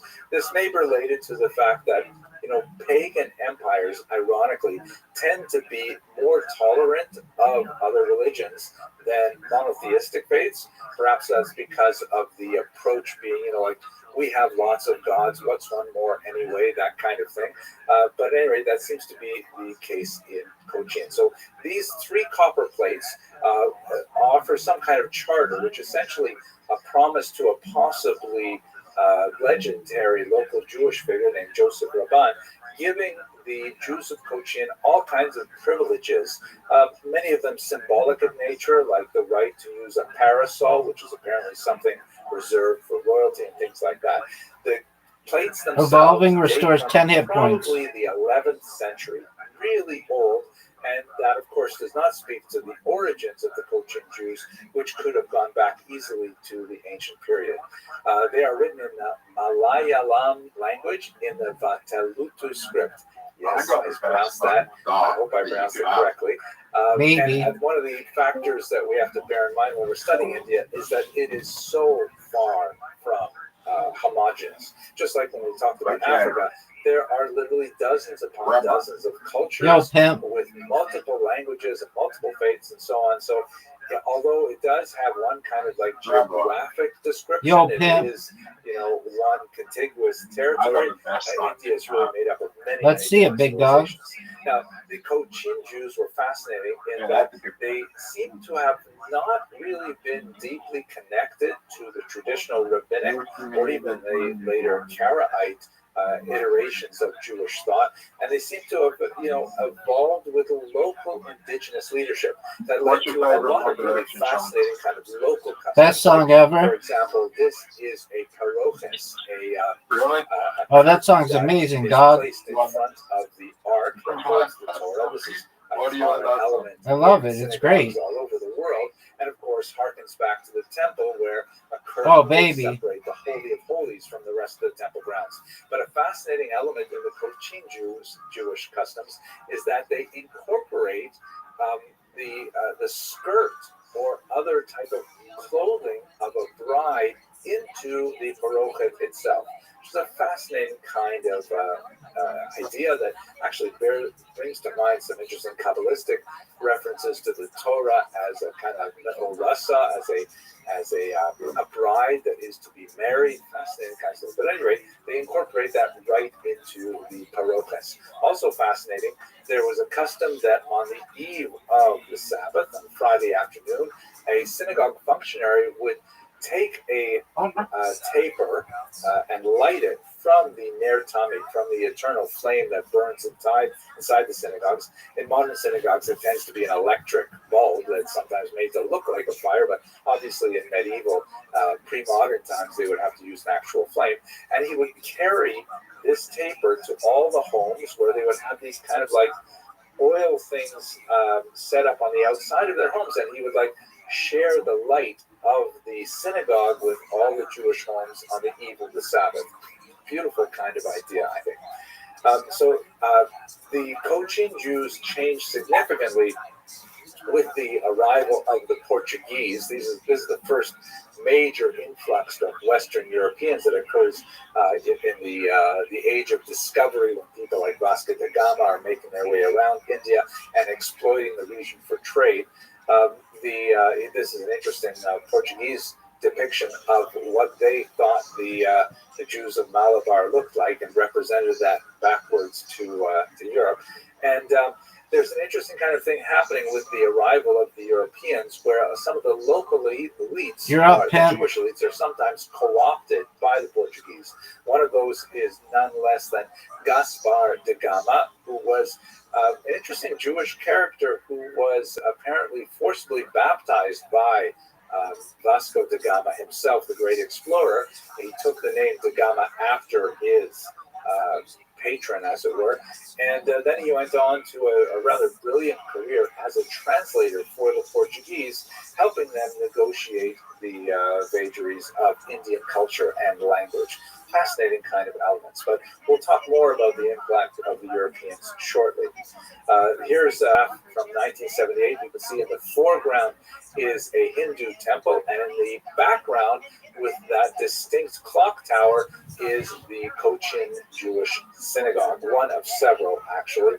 They actually were established a little bit further to the north in a town called Shingli, until in the 14th century it was wiped out by a big flood, and then they moved a little bit further to the south. And they have this famous synagogue with the clock tower on it. Here's another photograph of the tower itself. You can see that it actually had three sides, and on one of the sides, the numbers in the clock were printed in Hebrew. Fascinating. And the proximity of the temple and the synagogue is also one of those testaments to the rather famed coexistence of Hindu and Jewish elements in Cochin. If we move on to the next most well-known Indian Jewish community, that would be the so-called B'nai Israel, the children of Israel. Here's a fascinating depiction of B'nai Israel baking matzah, and they clearly are dressed in traditional Indian costume, but preparing a very traditional Jewish cuisine. There are uncertain legends of their arrival. Once again, you recall they primarily settled a little bit further to the north on the western coast. The entire western coast, by the way, achieved a tremendous popularity and surge in transport once the prevailing directions of the monsoon winds were harnessed for efficient travel from the Middle East and the Red Sea into the Arab Sea. It is the Arabian Sea. It is important to note that it was a very dangerous passage, especially before the monsoon winds were more better understood. No less an important figure than David ben Maimon, the brother of Maimonides, was killed in a shipwreck on this particular route in the Arabian Sea. But at any rate, sometime possibly in the ancient period, definitely by the medieval period, Jews were settled in the region of Mumbai. And these are the so-called Bnei Israel. Like the Cochin Jews to the south, they also exercised indigenous spiritual leadership, meaning they did not really rely heavily on imported rabbis, as cigarettes, at least until the modern period. And so they developed a lot of kind of unusual cultural idiosyncrasies that you don't necessarily see in other Jewish communities. But there's a remarkable explosion of Jewish activity among the Bnei Israel in the early 19th century, ironically with the arrival of Christian missionaries. This is because the Christians come in, and as we saw to a certain degree with the influence of Jesuits on the Chinese Jewish population, the Christian Jewish missionaries bring a lot more exposure to the broader Jewish world with them through their attempt to convey Christian doctrines. And the Bnei Israel, as it were, said, wow, this is really interesting. And oh my gosh, you know Hebrew, so you could teach me Hebrew. And all of a sudden, these Bnei Israel started becoming really proficient in Hebrew and started studying more and more Tanakh and getting more involved in Mishnah and so on. And they ended up developing really a quite rich connection with the rest of world Jewry, so much so that, like Cochin Jewry, in the 20th century was a very heavy movement of Bnei Israel to slowly reduce the amount of nicotine you have in your vape until it's at zero. Issues in this particular class, we'll have to get to it in the next semester, but they're really quite connected to the rest of world Jewry and especially to the land of Israel. Just to have a look at some of the interesting cultural features that developed among the Bnei Israel, here you see an interesting custom that right next to the mezuzah, the small Allegedly. device that's attached to Jewish doors that has a piece of the Hebrew scriptures in it from the Shema prayer. On the right, they also put up some rice stars as a kind of prayer, physical prayer for good fortune and fertility. Fascinating. And also you see among the Bnei Israel in this particular photograph. Then you healed. 20th century. I know I said I wouldn't talk about the 20th century, but nevertheless, especially through their contacts with Christian missionaries, the Bnei Israel begin to make a distinct movement towards modernity, as you can see in the varieties of clothing and their generational differences in this picture alone. There are many such examples. I think you're done either way. It doesn't matter. Finally, let's have a quick look at the Baghdadi and Paradesi Jews. The Baghdadi Jews, as the name implies, were representative of a significant population of Jews who began to move to the Indian subcontinent primarily for international trade. I know. And they began to establish strong footholds there. Many other Jews from the region began to coalesce around the Baghdadis. And in general, they can be known as Sephardim, even though the term Sepharad really applies to good move, Spain dude. And the Spanish diaspora. Nevertheless, many communities from the Middle East, the so-called Mizrach communities, also have tendency to refer to themselves as Sephardim, at least to distinguish themselves from I did see what happened. It made one of the berries a blue thing. Nearly in the same numbers. The so-called Paradesi Jews follow many of the patterns of the Baghdadi Jews, although they do not necessarily stem from the same region of the Middle East. The term Paradesi means apparently foreign, so they're like from foreign countries as opposed to local indigenous population or from Baghdad specifically. One of the most famous of these early Baghdadi immigrants was David Sassoon, a very important builder of the Indian community. You see him here on the left, and then with his sons, who all were very, very I think you hit me. the economic infrastructure of Baghdadi Jewry. Now, at this point, I'm just going to mention very quickly one kind of passing comment that refers not only to the Cochin and the Bnei Israel populations, who are heavily influenced by Varna. That is the caste system in India. But it was accelerated with the arrival of the British in the 19th century that adds to it classism. You have this unusual phenomenon where Jews in India will begin to break down in a caste-like status. You're done. With their occupations and sometimes with their racial characteristics as well. Not yet. And you have some You're very close. that are not present in traditional Jewish I'm very close to winning. to the ban on marriages between these different self-imposed castes. There are some very limited bans on, for example, the priestly caste, the Kohanim, are not allowed to marry, for example, divorcees, but it's really quite minor by comparison to the very complex caste system that pertained in India up until 1947, at least legally. You also have linguistic implications because many of these Jews, particularly those generations who came later, begin to see the British as the power that will offer them the most opportunities for their own economic and social advancement, and so they begin to assimilate themselves or acculturate themselves towards British norms. Go ahead, Zoot. Focusing on the English language rather than local Indian languages and so on. Much more to say about this, but really we're still looking at I don't know about that. Period as a terminus, You're up. so we'll have to talk about the other elements of the third semester. I hope you found this topic as fascinating as I did, and I want to thank you very much for watching, and I hope I'll see you in more videos. Thank you.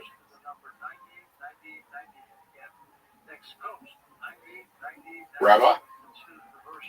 Yo, pimp.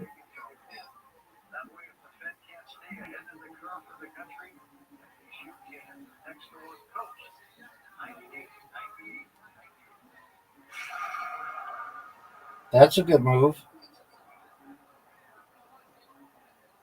I'm good.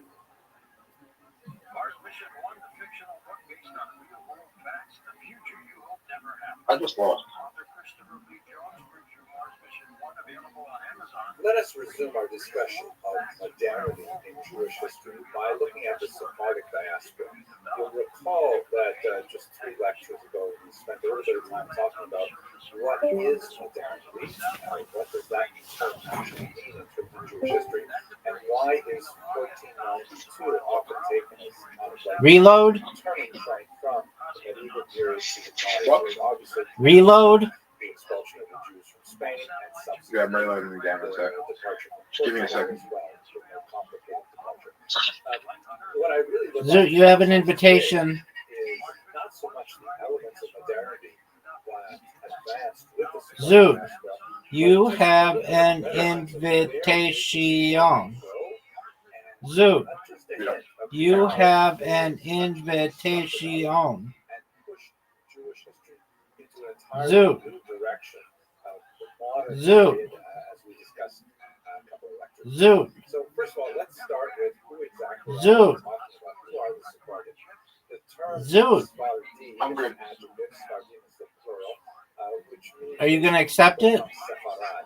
This is generally understood to mean Spain. All right. It really includes Portugal as well. It's really the entire Iberian Peninsula. Zoot, you have an invitation. There is often a distinction made between Spanish exiles I've got 5 and days Portuguese left. exiles.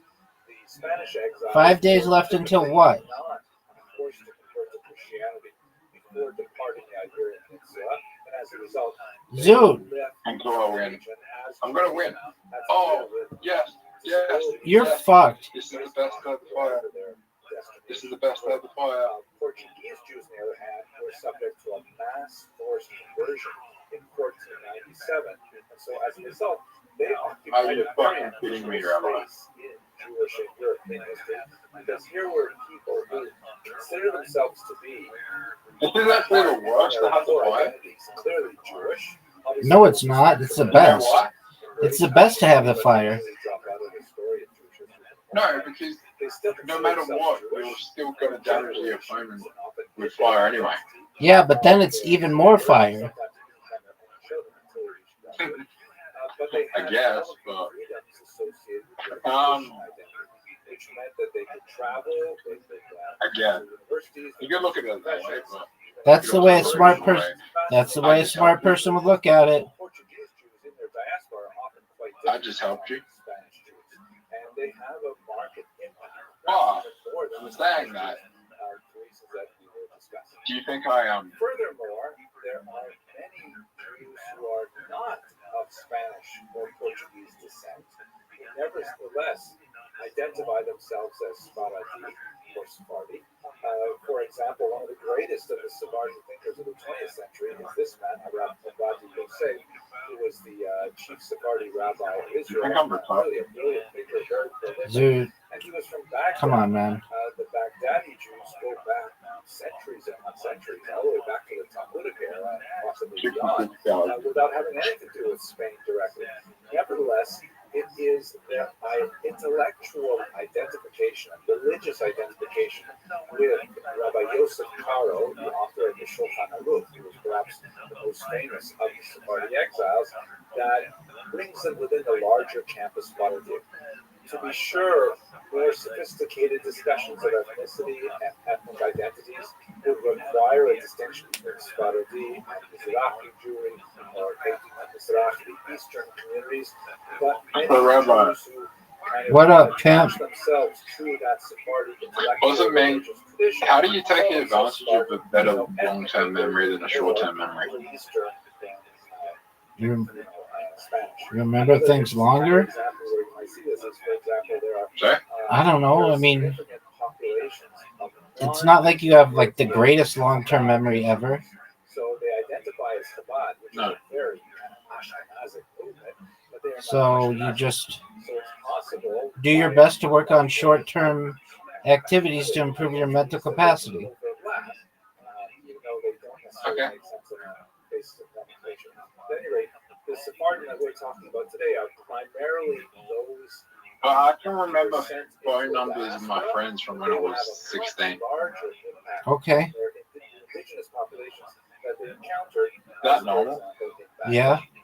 Here's one of my favorite maps of Sephardic. Not the contact, the whole phone number.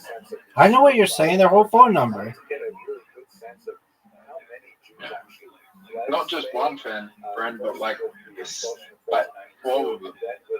Okay. More gradual process that took place over a century in Portugal in particular, but it wouldn't be unreasonable to assume it's about 250,000 Jews.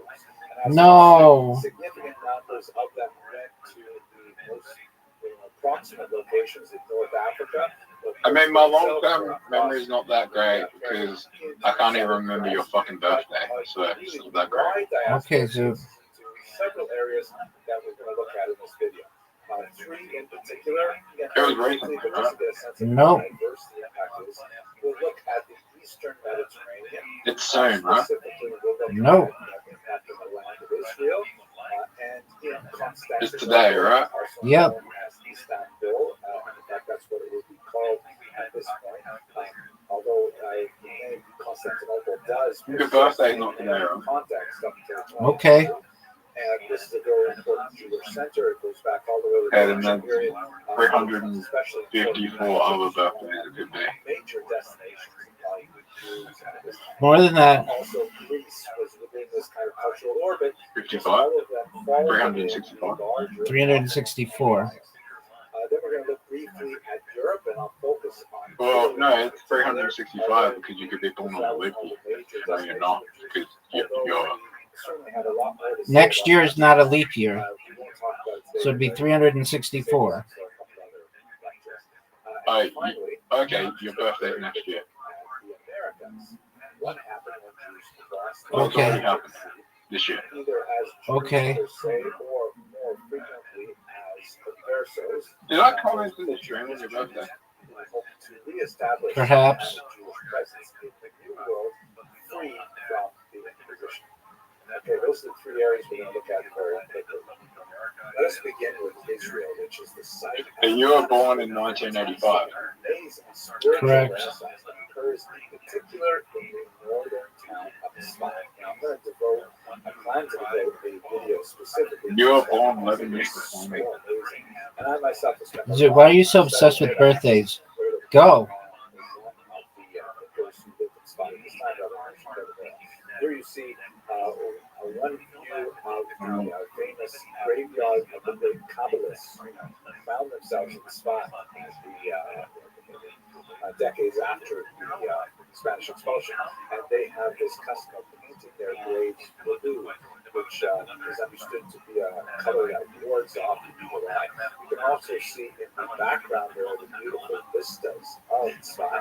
It is located at a very high elevation, and there is commanding view all over the Galileo. And what happened in Spot was it's rather unusual. It was really something of a nothing town in northern Israel. Jerusalem is clearly the major center of Jewish activity, but for primarily tax purposes, the Ottoman Empire released some tax disabilities on new settlement in the northern part of the Galilee, and Jews who were very active in the textile trade in particular began to settle this region quite rapidly. Early on, many of the settlers were exilees from Spain, and they were Write that movie out of 10. and over the course of the 16th 9. century, really not even the entire century, really about 70 years, I fucked up. That water saved you. You see how I fucked up there?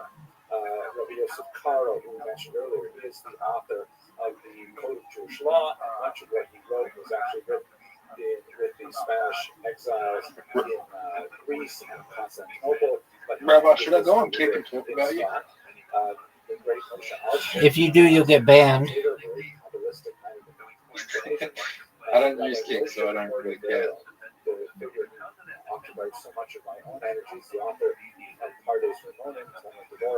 If you ask anybody about me now, especially since I've been spamming people like crazy this week, everyone will ban you. Why do you think that is? Because I've improved my bots, and they're just like extremely annoying.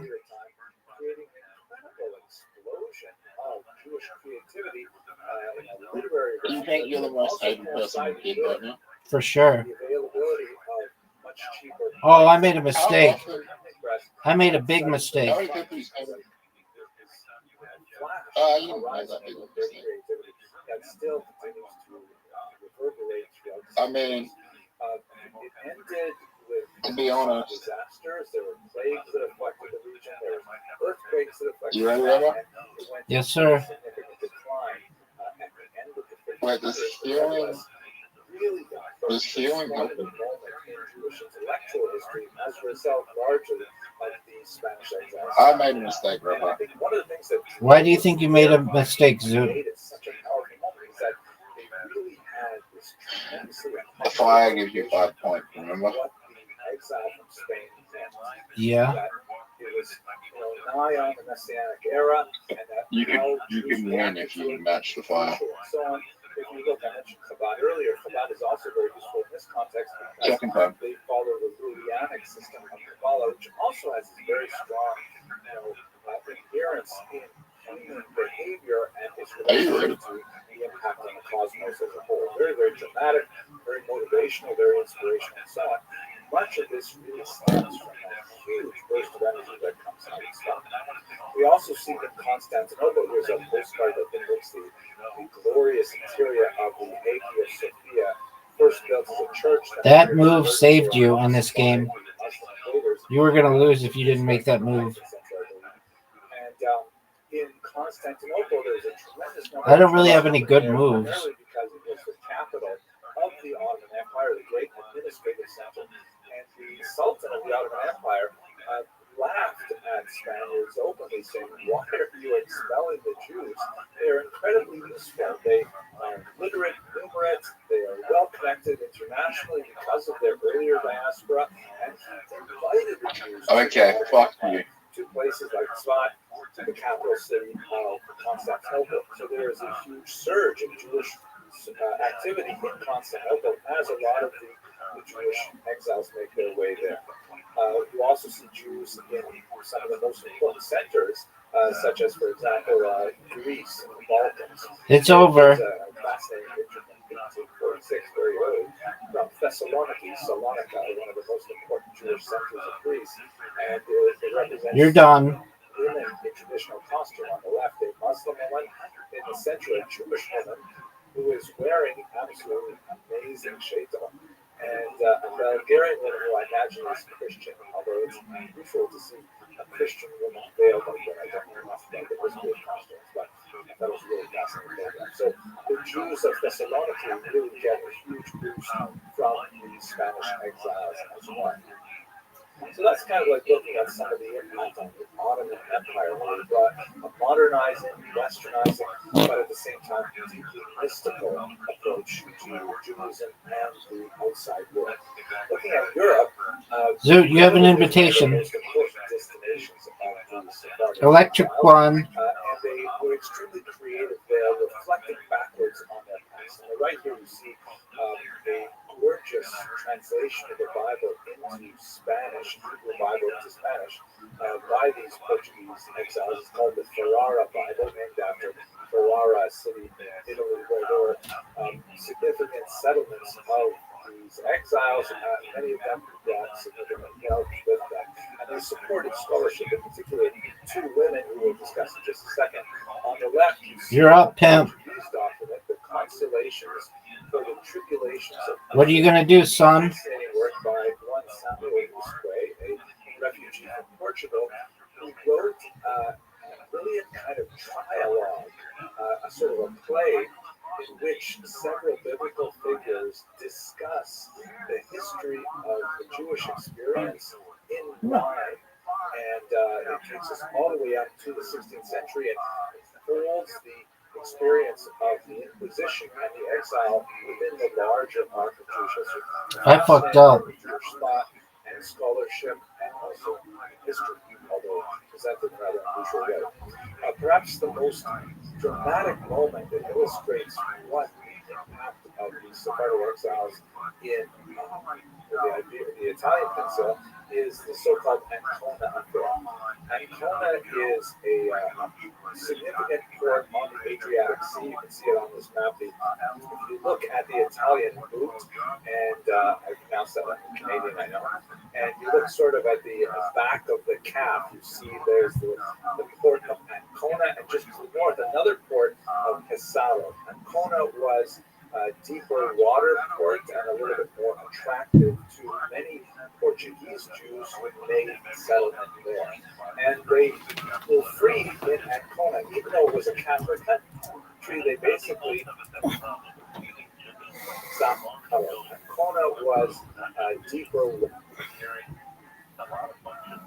sort of at the back of the cap, you see there's the port of Ancona, and just to the north, another port of Pesaro. Ancona was a deeper water port and a little bit more attractive to many Portuguese Jews who made settlement there. And they were free in Ancona, even though it was a Catholic country. They basically, they had a fairly light supervision from Paul. You're up, Zoot.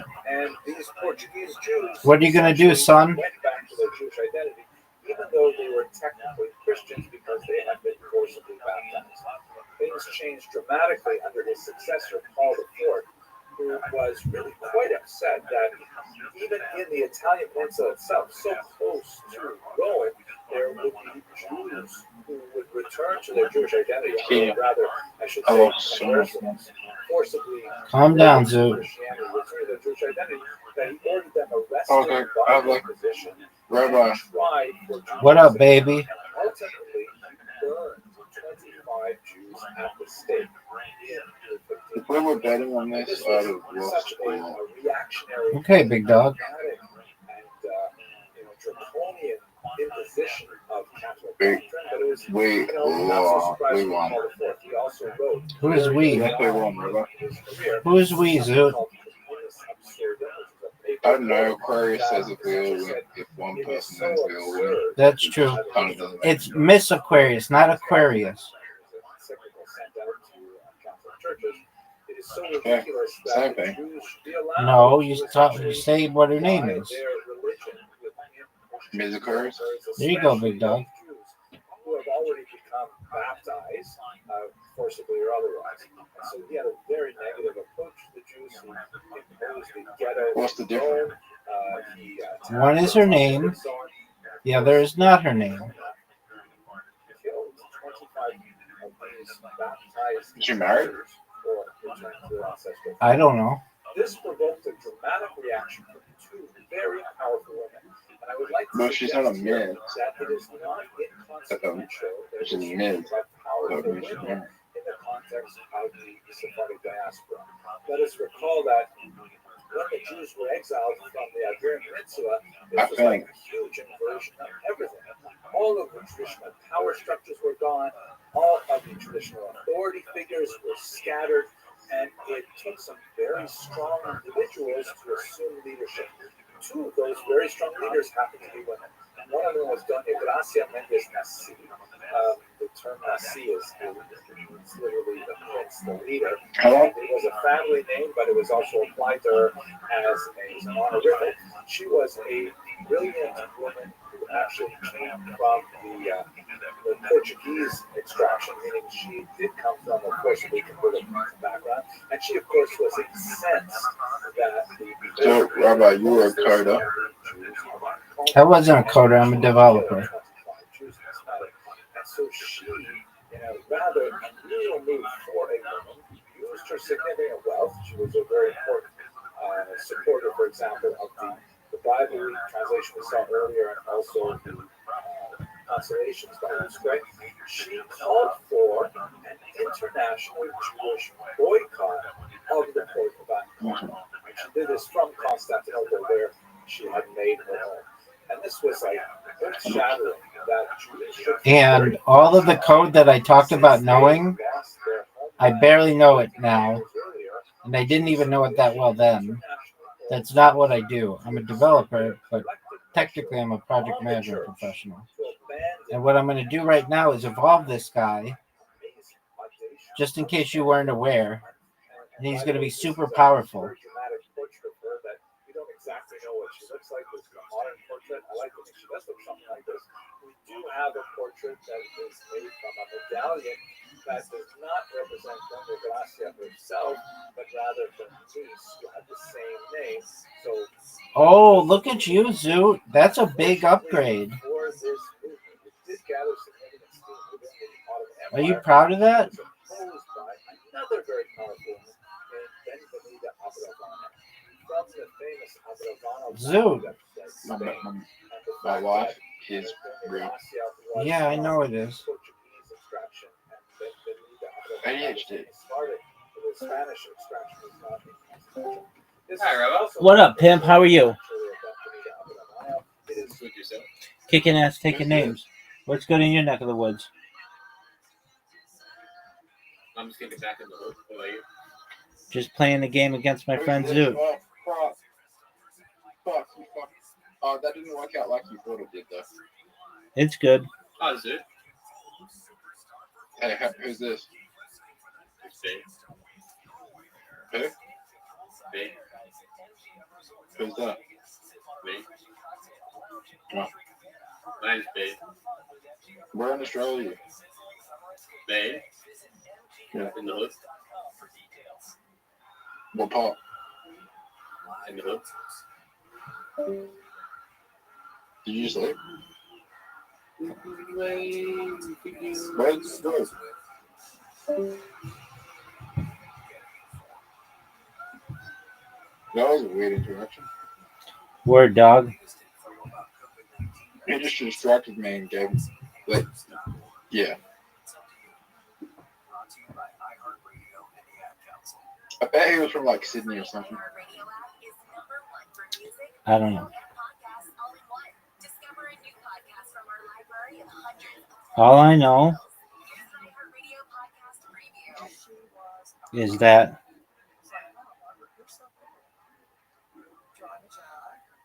You're in Orange County. word, Zoot, your ticks are really hard today, aren't they? Yep. It's okay, buddy. You need to get that rubber band, and you'll be okay. But you need the rubber band. It'll be a reminder to you. It'll help you because you need help What if I don't have that? You absolutely do. How do you know? Because normal people don't act the way that you act. Okay.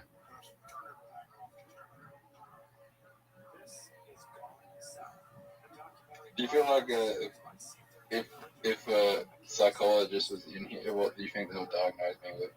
Tourette's? Is that it?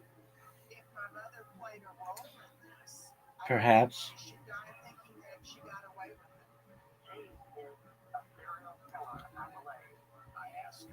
Oh, Zoot, that's a big one. Zoot, you might win.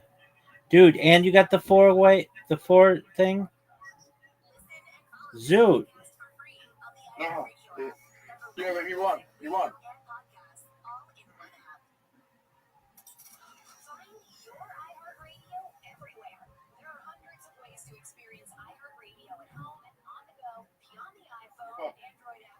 Right, one more. I really want to beat you about the healer. You want me to play without the healer? No, I gotta beat you. I gotta beat you without me having a healer.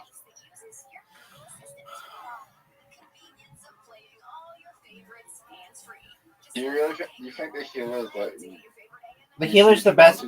The healer's the best guy in the game that we play. Oh, but there's so many DLC characters that could kick ass. I know, but just the way that we play. Zoot, are you going to confirm? I wonder what. I kind of wonder what these DLC characters do. Dude, Zoot, it's over for you. This is my best level.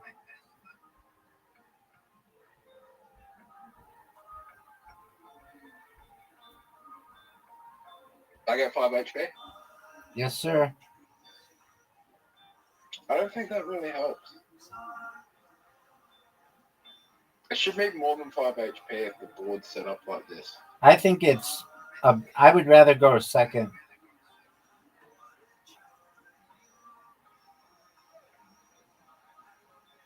Depends on how the board's set up. I know.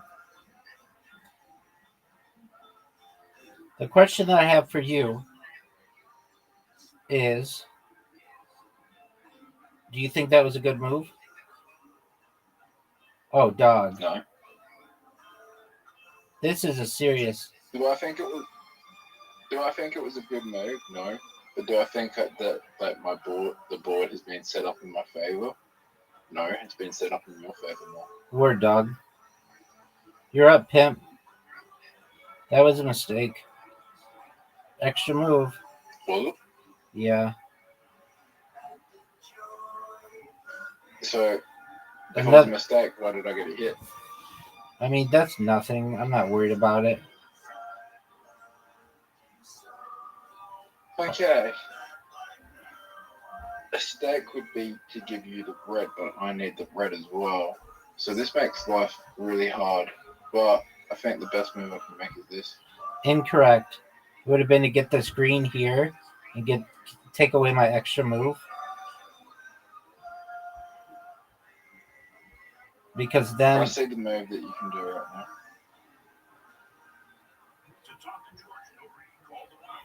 You got real lucky. I mean, what do you want me to do about it? The best move that I can make right now.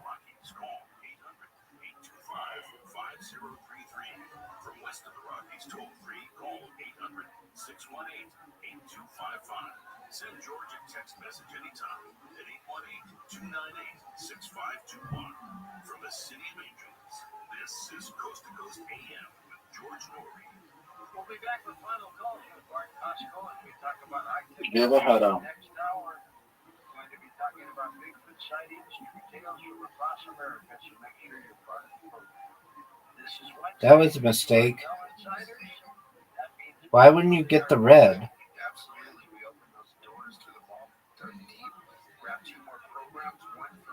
Hey, Rabbi. Yo, pimp.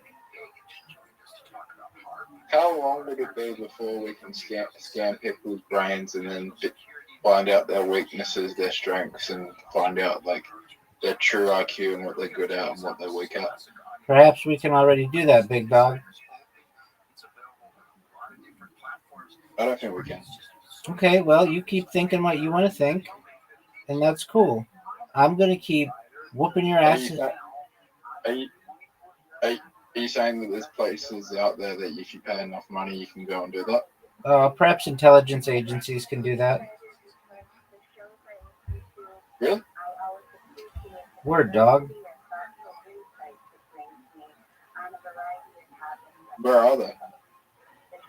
The CIA, MI5, MI6.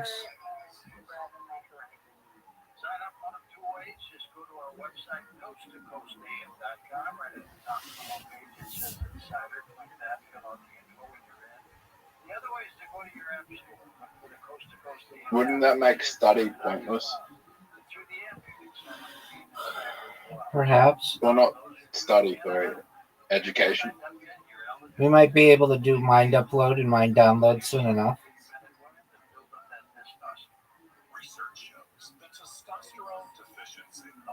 Oh, Zoot, that was really good.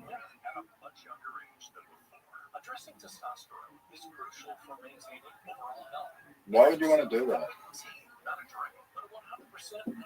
Why would I want to evolve? Download information. Just download information. Correct.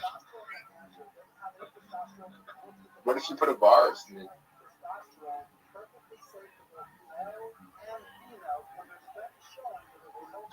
What if you put a virus inside my brain with the information? Take over my brain. That could be a thing. That would make a good fucking movie. Bye-bye. Yo, pimp. Let's make a movie like that. Right? Okay, big dog.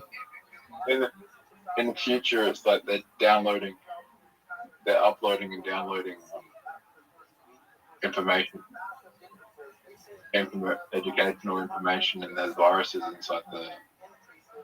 That would be a fucking phenomenal movie. Zoot.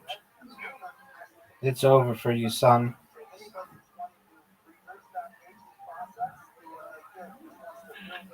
Would you watch that movie? Perhaps. You know, Face Off is nearly 30 years old. I could see that. What do you want to play next? Darts.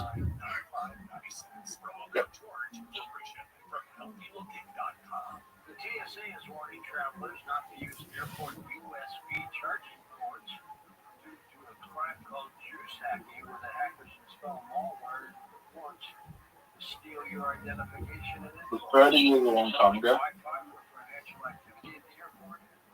It's relative. In the history of the universe, no. But in the history of a 5-year-old, yes. In what? In the history of a 5-year-old, like a 5-year-old child. Zoot, you're done. It's over. Zoot, you're done. It's over. Get a 999. Get a 11. Oh.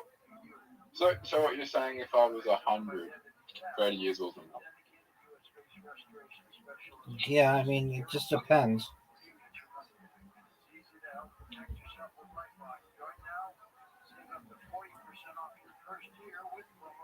I mean, there's a lot that happens already from a lot of big ups. Word, dog. 60, 70. That's a 7. That's a 19. That's a 20. Are you happy with that? I don't know. I'm nearly 30 and I fucking hate it. You talk about it all the time. I mean, how did you feel when you were about to turn you were 29? I embraced it.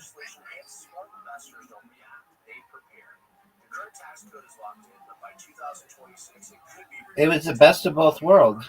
I could fuck chicks in their 20s or chicks in their 40s. Yeah, that doesn't sound like that. No, it rules. Like gold and silver.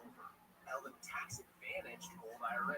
You have a short window Rabbi, I'm gonna win. now, December 31st. All right, pimp. Let's see it. And rollover opportunities.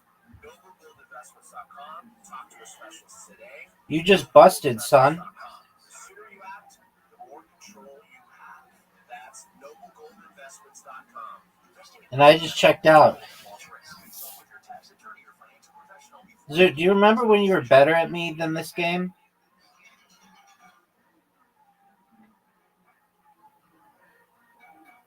I think this is the best game for hand-eye coordination, to be honest. You were better than I was at this game? Alright, you ready for me to win? Yeah.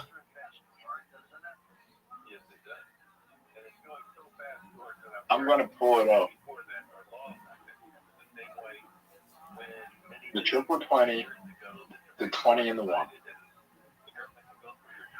Okay, we got the 20. Dude, do you remember when you were better than I was at this game? Dude, do you remember when you were better than I was at this game? And now you fucking get your ass smoked in it? Be quiet. We're tied. We're tied. You could. What were you saying? What were you saying? Dude, do you remember when you used to smoke me at this game? But now I'm better at it than you are? What were you saying?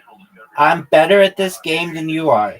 Do you need me to fucking say it again? I am better at this game than you are.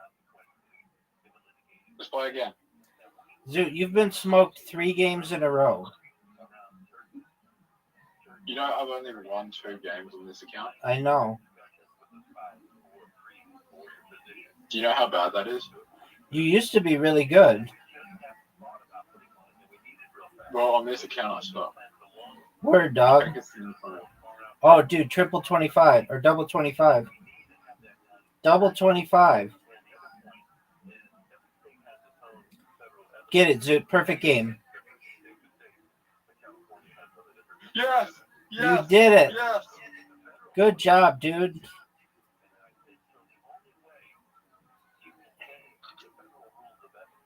Are you ready to play me 501 Pro Double Out?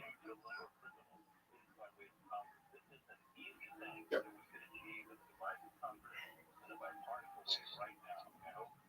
You realize I used to be positive. That was really good, dog.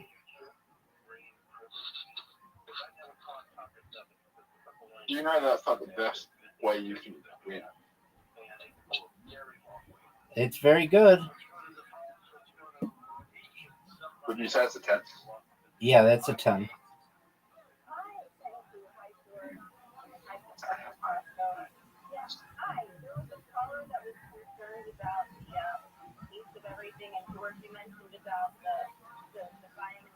Dude, what are your thoughts? I've done back-to-back hundreds.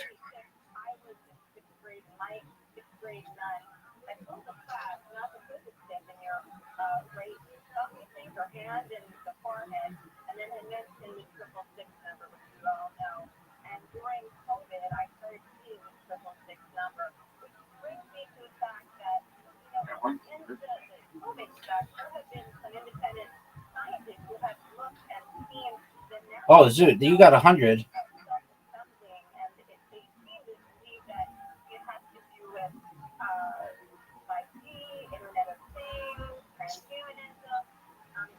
Zoot, you've gotten 100. You got 100. How you gonna do? That's a 20. That's a 1. That 20 that 1 was a big miss.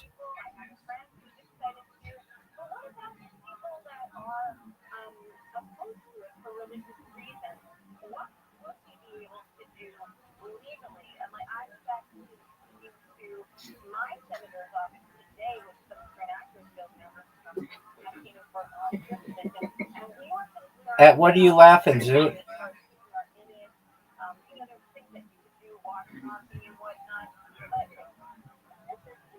Zoot.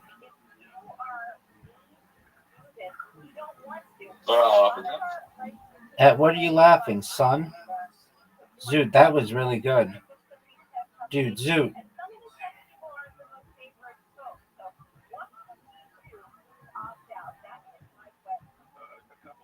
Zoot, I just busted.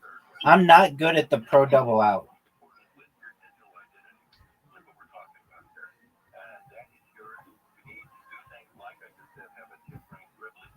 Zoot, are you proud of that?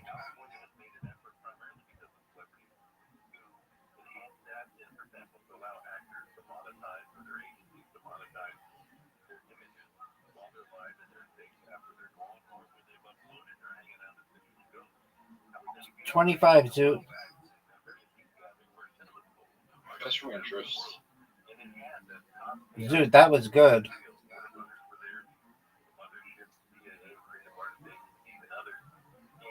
Zoot, I just pro double outed. You need a 5, Zoot. Get it. Double 5. Oh, get it. No. You busted.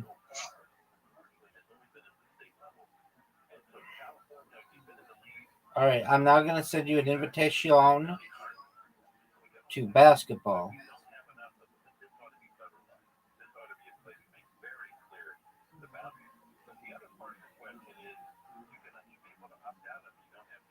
Zoot, you have an invitation.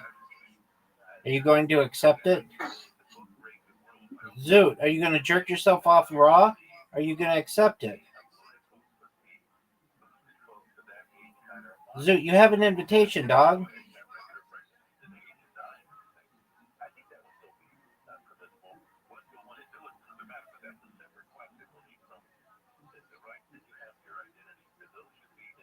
That's a swish. You started with a swish, dude. You started with a swish. You started with a swish.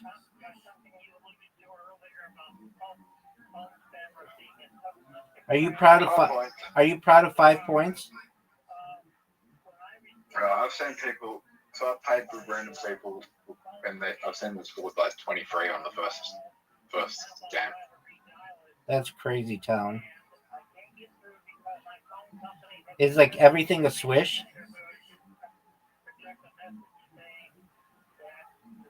They got 23, so they only had one miss. Did they get like everything with a swish? Pretty much. Like they got 11 swishes and one regular. I can't remember. I think they got a miss at one point as well. They just flipped the thing really fast. I don't even know how they'd be able to do that. I'm not saying I don't believe you, but they need a bot or something.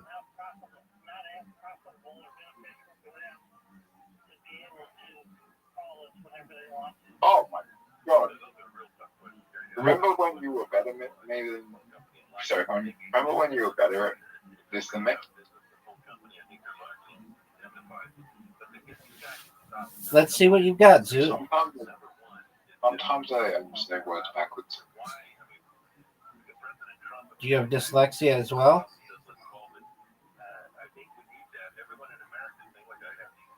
Is that what dyslexia is?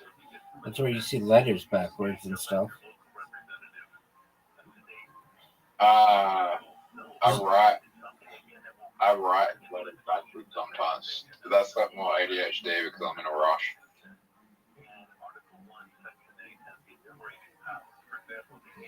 You mean you had all these tests done? And they didn't test you for dyslexia? No. We tied. Why would they test me for dyslexia? Because it's a good thing to. How do you know you have dyslexia?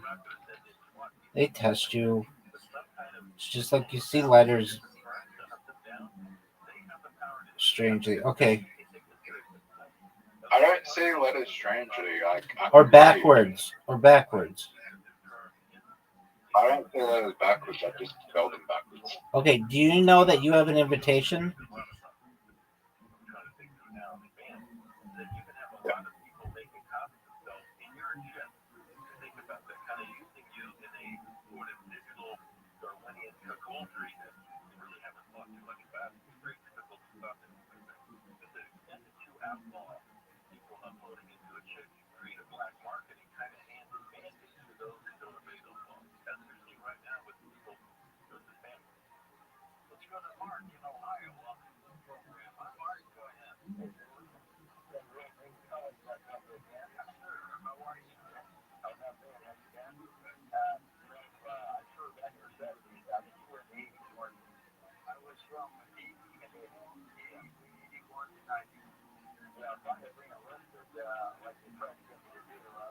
Yeah.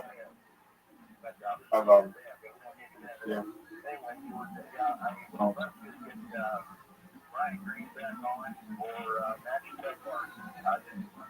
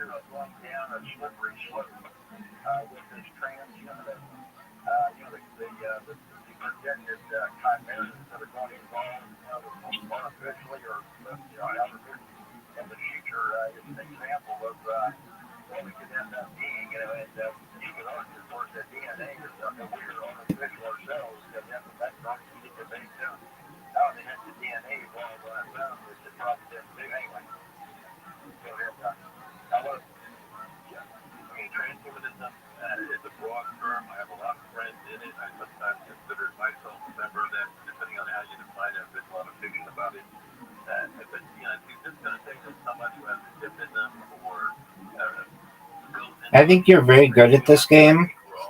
I think you may be better than Riser is. Riser's good at a lot of games, but this one for some reason causes him some issues. Why? I don't know.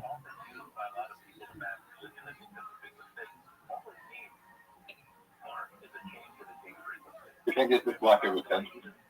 It could be. I don't know.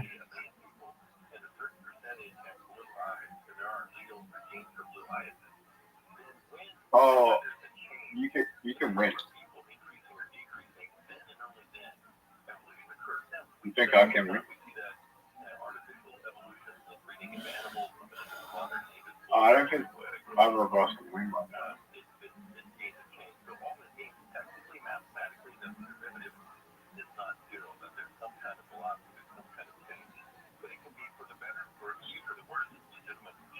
What's your favorite Australian animal?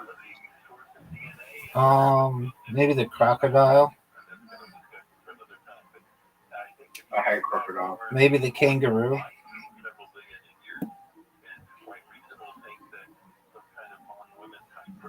I saw.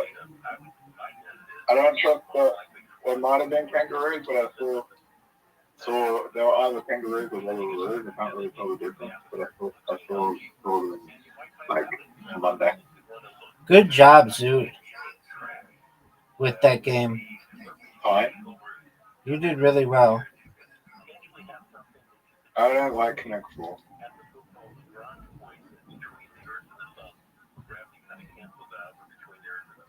We've never played chess. Yeah, I don't play chess with people. It takes too much out of me.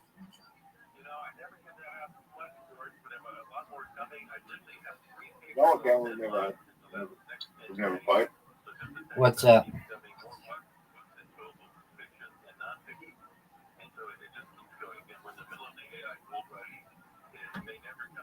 We never played draw together. Yeah, we played it on Discord, and It's more fun when you have a bunch of people. Did you know that you have an invitation? Have you ever beaten me at this game? No. Zoot, you have an invitation, dog. What's reversing here? Zoot, Reversing. Zoot. Don't worry about reversing. Worry about accepting my invitation. We're gonna do reversing next time. Because we've never played reversing.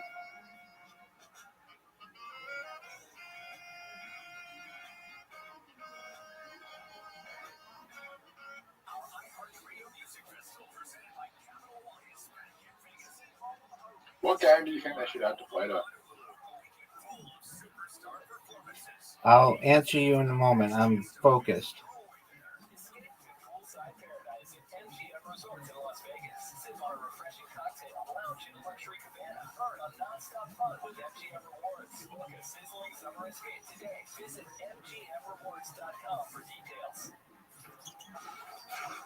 Records, milestones, first, last, and everything in between. What happened today in sports history on iHeartRadio? What's going on, fellow sports fans? It's Andy West. Let's look back on this day in sports, August 14th. We'll start today by wishing a happy birthday to Irvin Magic Johnson. What? I don't know. They have good games. Has way too many accolades to mention, but here's a few. 5-time NBA champion, 3-time NBA Finals MVP, 3-time league MVP, Olympic gold medalist in 1992, and Hall of Famer. Happy birthday, Magic. Today in 1977, the New York Cosmos, led by legendary soccer star Pele, plays before a crowd of 77,961 at the Meadowlands in New Jersey. At the time, it was the biggest crowd to watch a soccer game in the United States. The Cosmos beat the Fort Lauderdale Strikers 8-3. And today in 2016, Jamaican sprinter Usain Bolt wins the coveted 100-meter Olympic gold medal in 9.81 seconds at the Rio de Janeiro Olympics. He becomes the first man to win the event 3 times. Now you know, today is sports history on iHeartRadio. You know those arguments you have with your friends in the chat in the barbershop about who is the best shooter, best scorer, or who has the best handles of all time? Well, now imagine one of your buddies is 11-year vet in the NBA who has not only played against the game's best, but has a backstory to validate. You want to play Reversey?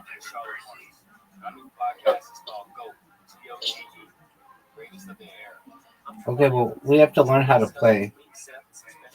Reversey is a 2-player game played on a board with 64 squares arranged in 8 by 8 rows and columns.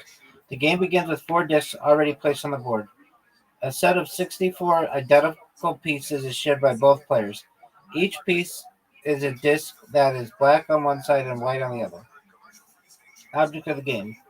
The object of Reversey is to flip the most discs to your color by the end of the game. If both players have the same number of discs of the color. Okay, it should be pretty easy.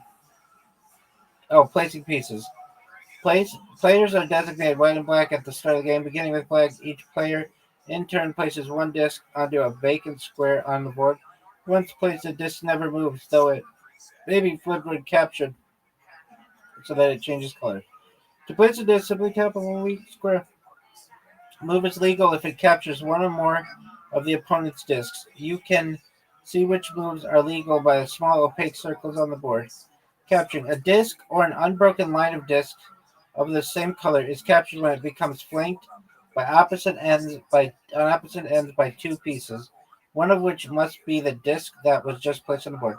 For example, if the black player is about to place a black disc in the space with the yellow dot, doing so will capture the horizontal white discs to black, resulting in that captures may be made along ranked horizontal rows of squares, files, vertical rows of squares, or diagonals. So captures may be made along ranks, horizontal rows of squares, files, vertical rows of stairs, or diagonals. Oh, that's where rank and file. Okay. Endgame. A player who cannot make a legal move loses his or her turn. The game continues until Neither side can move. Usually, this does not happen until the board is entirely filled. The player whose color is up on more of the discs at the end of the end is the winner. You'll see the score next to each person's name. If both players have the same number of discs of their color, the game is a draw. Are you ready?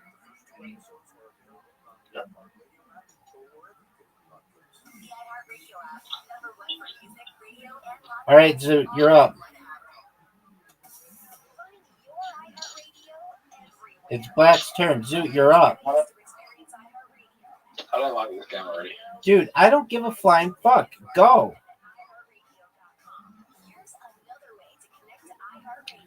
Zoot, go. There you go.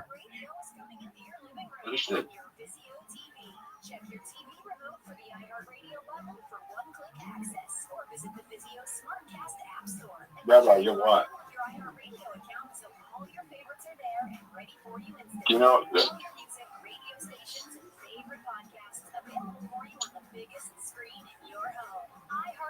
what the fuck? You're up, Zoot.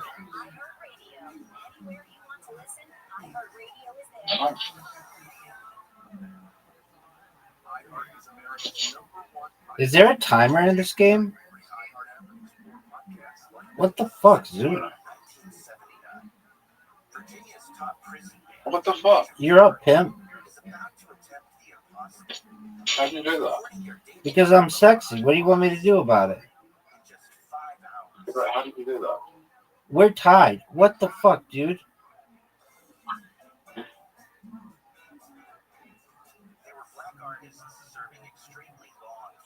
What the?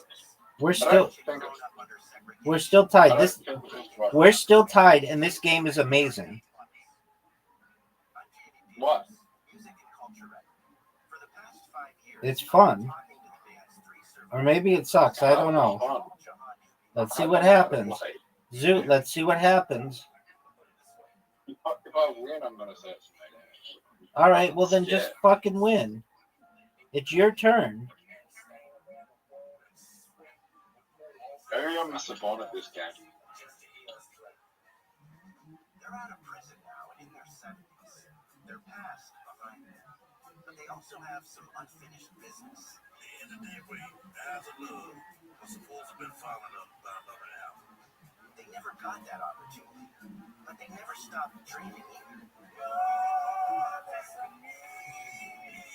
Check it out. Listen to Soul Incarcerated on the iHeartRadio app. Check it out. Listen on America's #1 podcast network, iHeart. Open your free iHeart app and listen now. iHeartRadio earned this year with little tips for a healthier planet. Rabbi. Yo, pimp.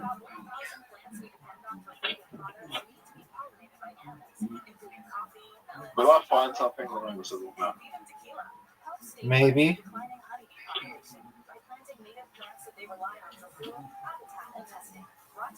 What do you think that is? Maybe it's reversey if you focus. I'm getting fucking my ass kicked. Yeah, but you just made it all back up.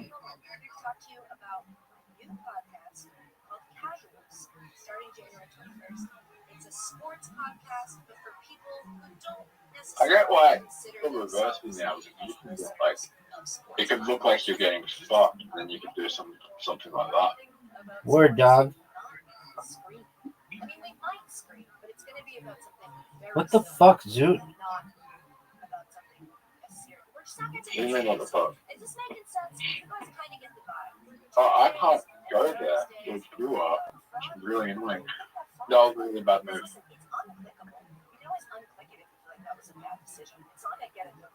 That was a really, really bad thing.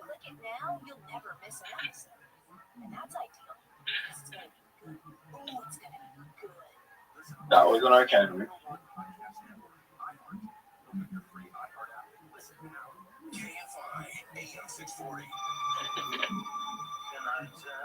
That was bad. That was really bad. Whoa. And you can't steal that now. Wait, how did you do that? It can work Oh, like you're in trouble though. Let's see it, dog. I don't get it.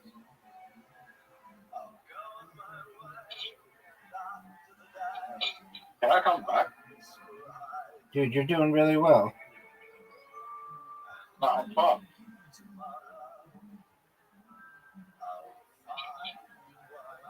I'm fine. All right, well, you're up, though. What the fuck was that?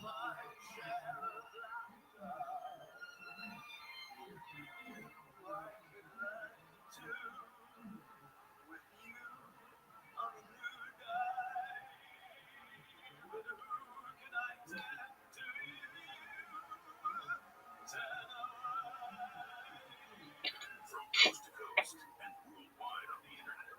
This is Coast to Coast AM with George Norrie. Next, Bigfoot sightings, true tales from across America with Michael Kozlowski. We're going to be talking with Mike about all these Bigfoot stories. His co-writer, Jim Willis, passed away a year ago, so we're going to... Oh, look at that move, Zoo. Yeah, but you won. Not necessarily.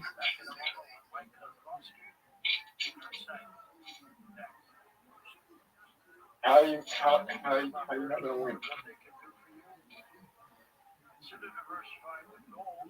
Look at the board. It's not over.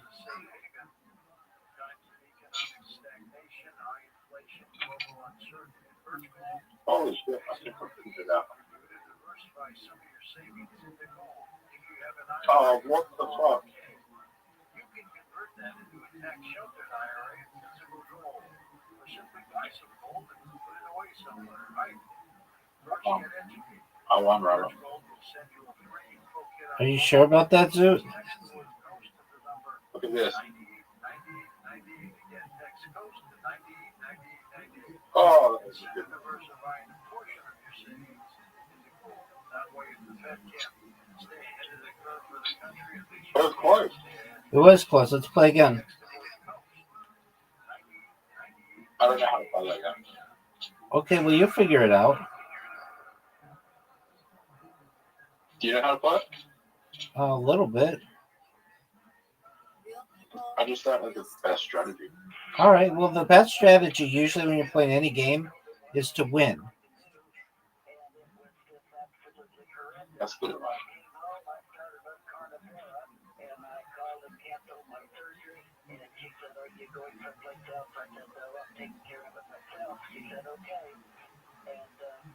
You almost won that last game. That was bad.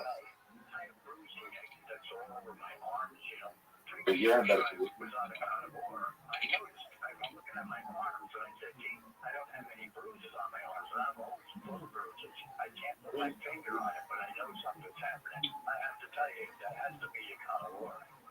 I'm gonna figure it.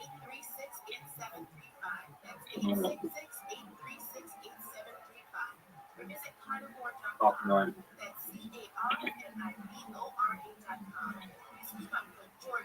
Oh no! That was really good. And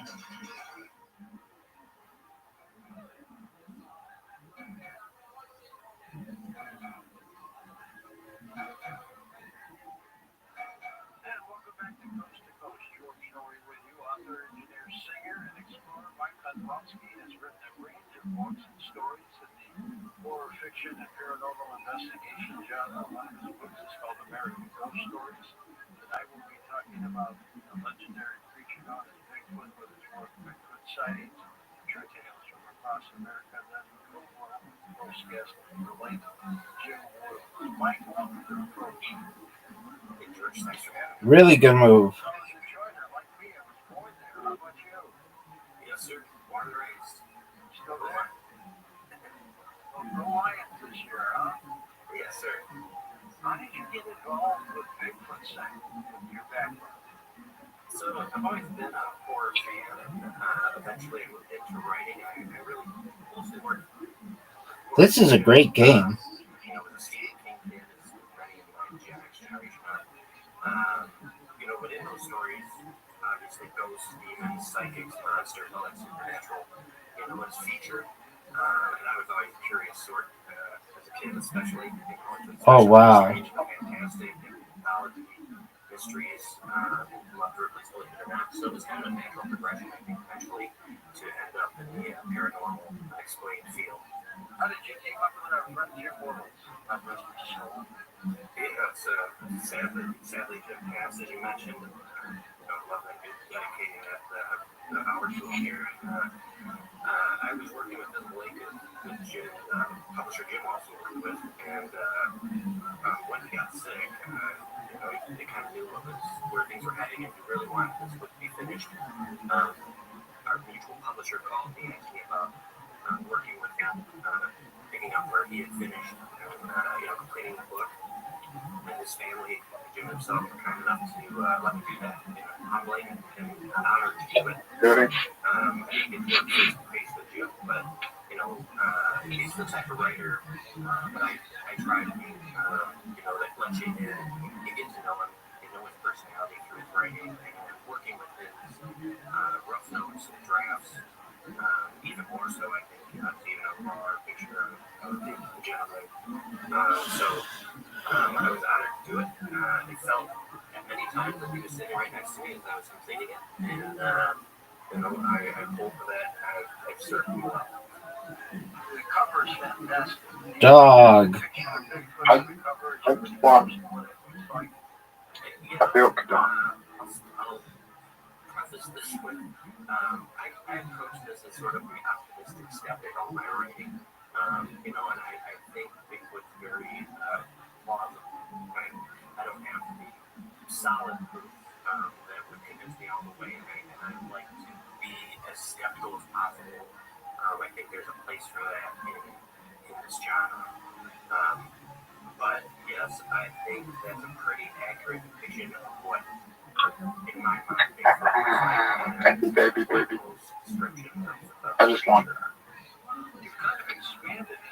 criteria is I like this. Zoot, big dog.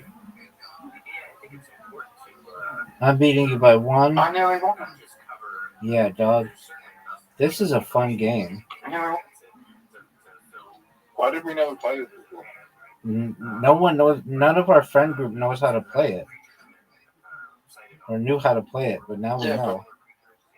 We play every fucking game. Like we put the number one game in the world that everyone plays, and no one's ever played it. Dog. Whatever that game was called, Moncala. Yeah, that's right. Dog. We played mini golf. That's all we played for like 9 months.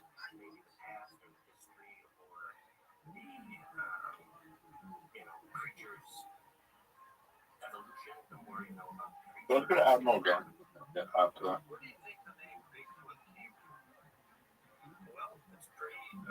Actually, I got an idea. What's that, Zoot? Go to ChatGPT and ask them what's an app like Play-Doh, and we'll play games over there, and we'll play every single one. Okay.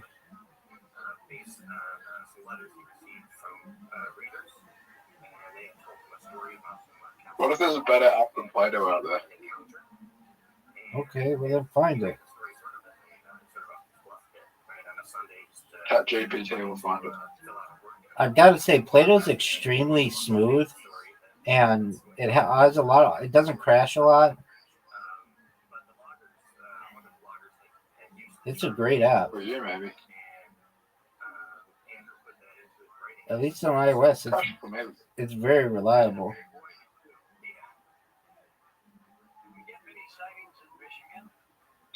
Fuck. I'm playing terrible right now. I don't think there's anyone I'm going to win.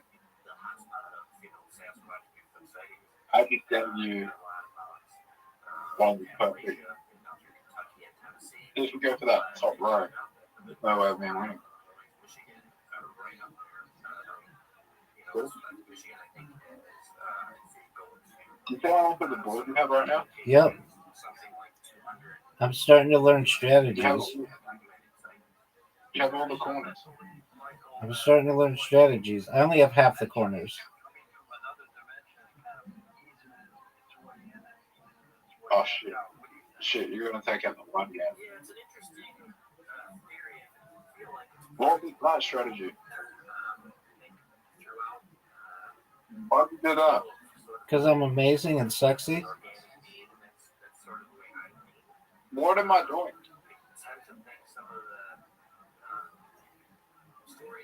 How did you do that? Just being amazing.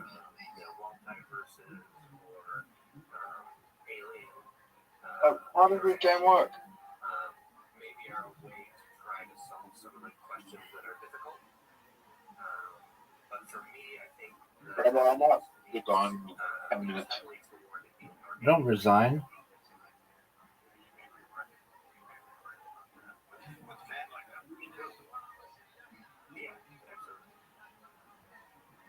I think people live in, perhaps small groups, maybe just family groups. Maybe they even, are very solitary creatures that only, meet up during certain periods of time, meeting periods, things like that. If they're more about, leaning toward sort of an animal rather than a human tendency. Would you say your Bigfoot sighting book is an eyewitness testimony? I would say that there are eyewitness testimonies. I would not say that it's an eyewitness testimony from me. Again, this game is fun as fuck. Go again. Word, dog. Let me check. Zoot, you have an invitation. Zoot. I'm trying to figure out how to play, but I think I figured it out. Okay, well then go. There we go. Is that a good move? It's okay.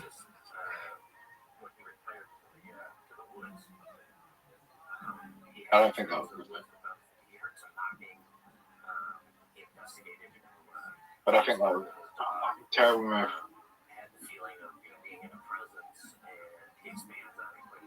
Rabbi, Yo, pimp.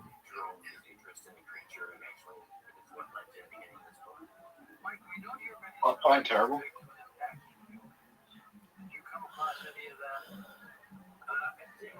Oh, we're tied.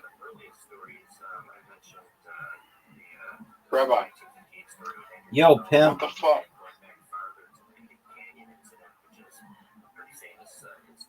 Okay, I came back.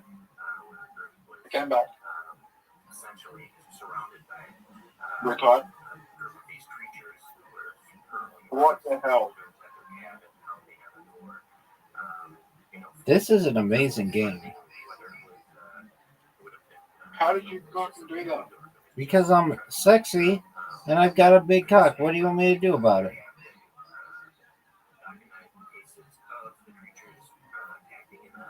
You're too far in front of me.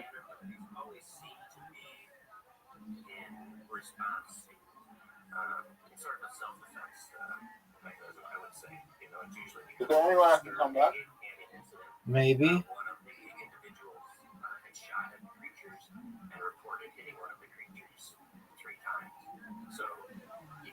Rabbi, you're raping.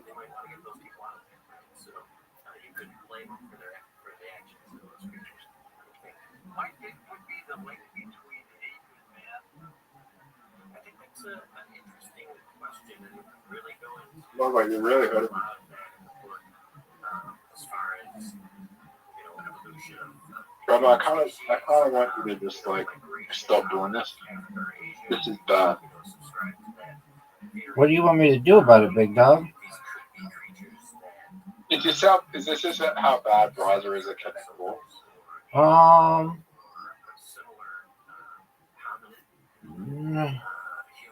Maybe.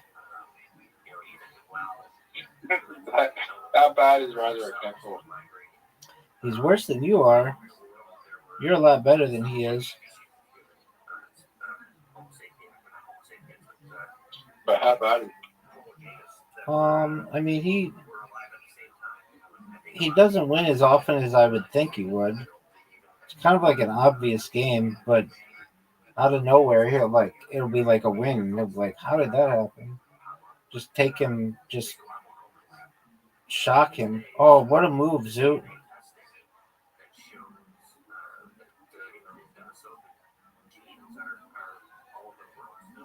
Give them a. Are you intelligent?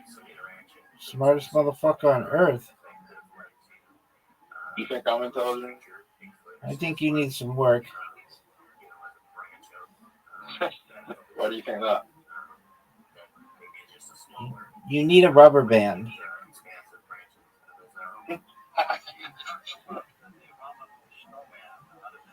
We drew. Zoot.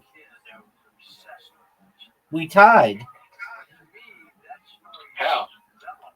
You tied me. Oh, it doesn't count as a win. No. Good job, It Zoot. should. Okay. How did you tie? Like, you had such a big lead. How did we tie? Because in reversing, it's like the whole thing can reverse.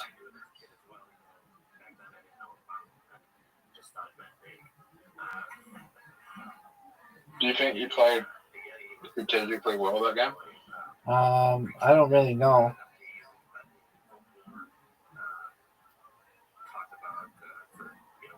It's like, even if you think that the game is over for the other guy, you can come back and win.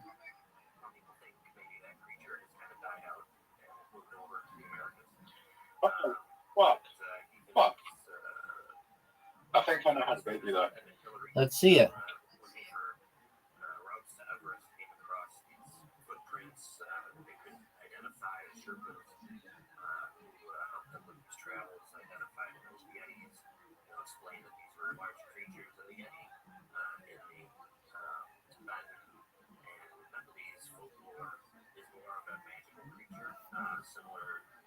No, I give up. Don't give up.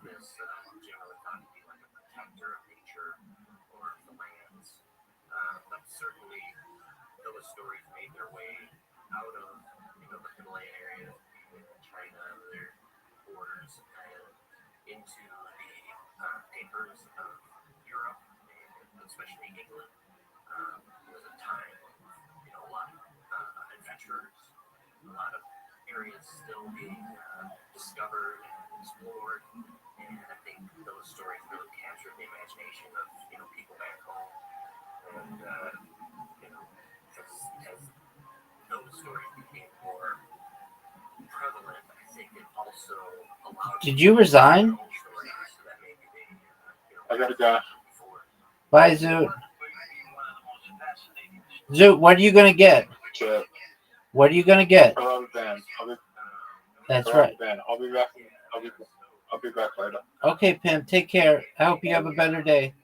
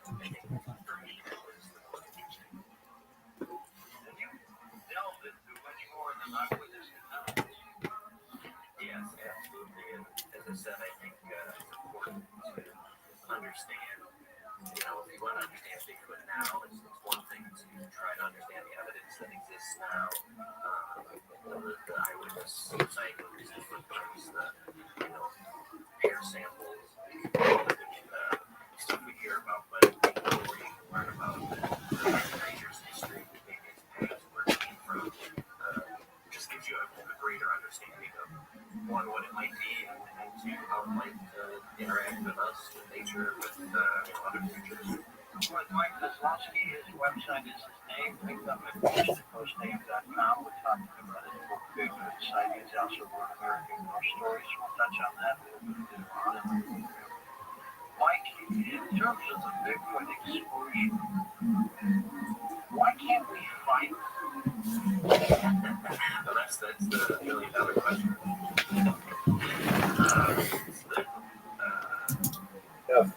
Unfortunately, very brilliant, Noah, fortunate, her student, Eleonora of Toledo, non-Jewish woman, but I think it's still worthwhile including it here, not only because it's so beautiful, but also because Benvenida was chosen.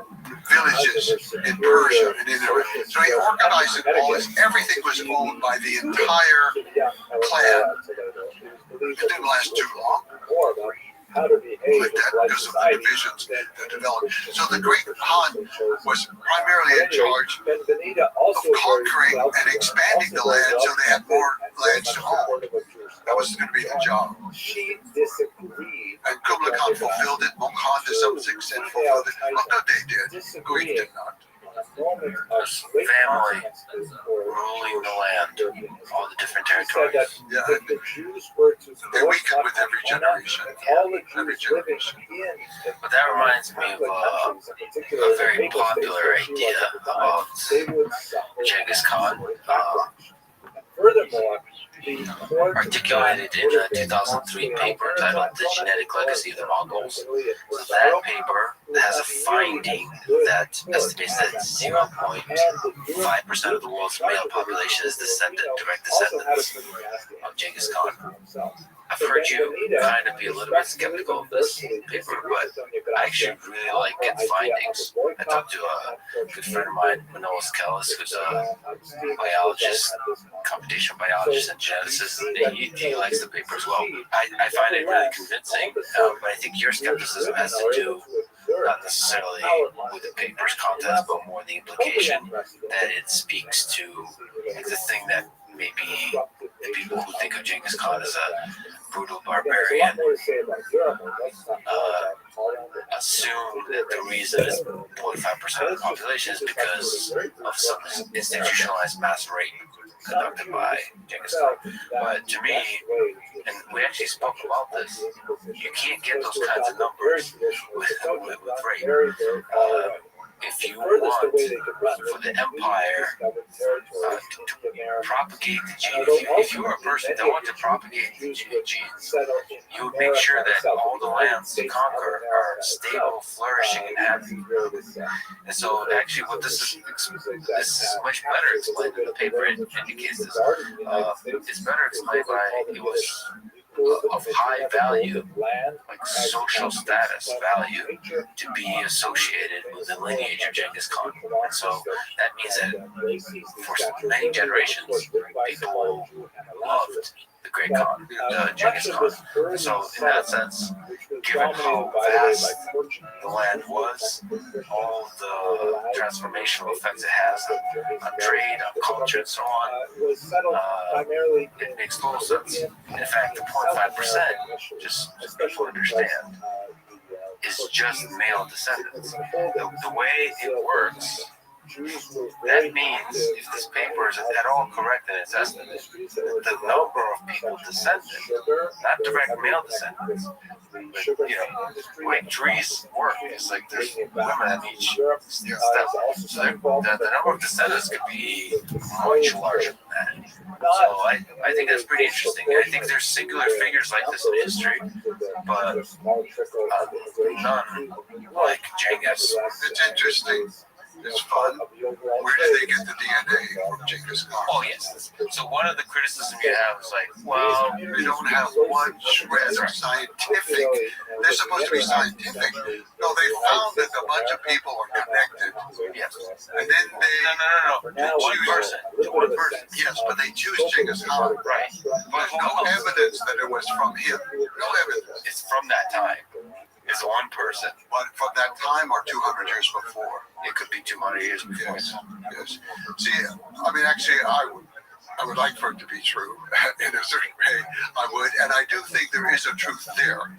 I think that by attaching it to the name of Genghis Khan, they've done a disservice to themselves, but it gets a lot of publicity, a lot more funding, and it's exciting, and so on. But I think it's to that Mongol experience.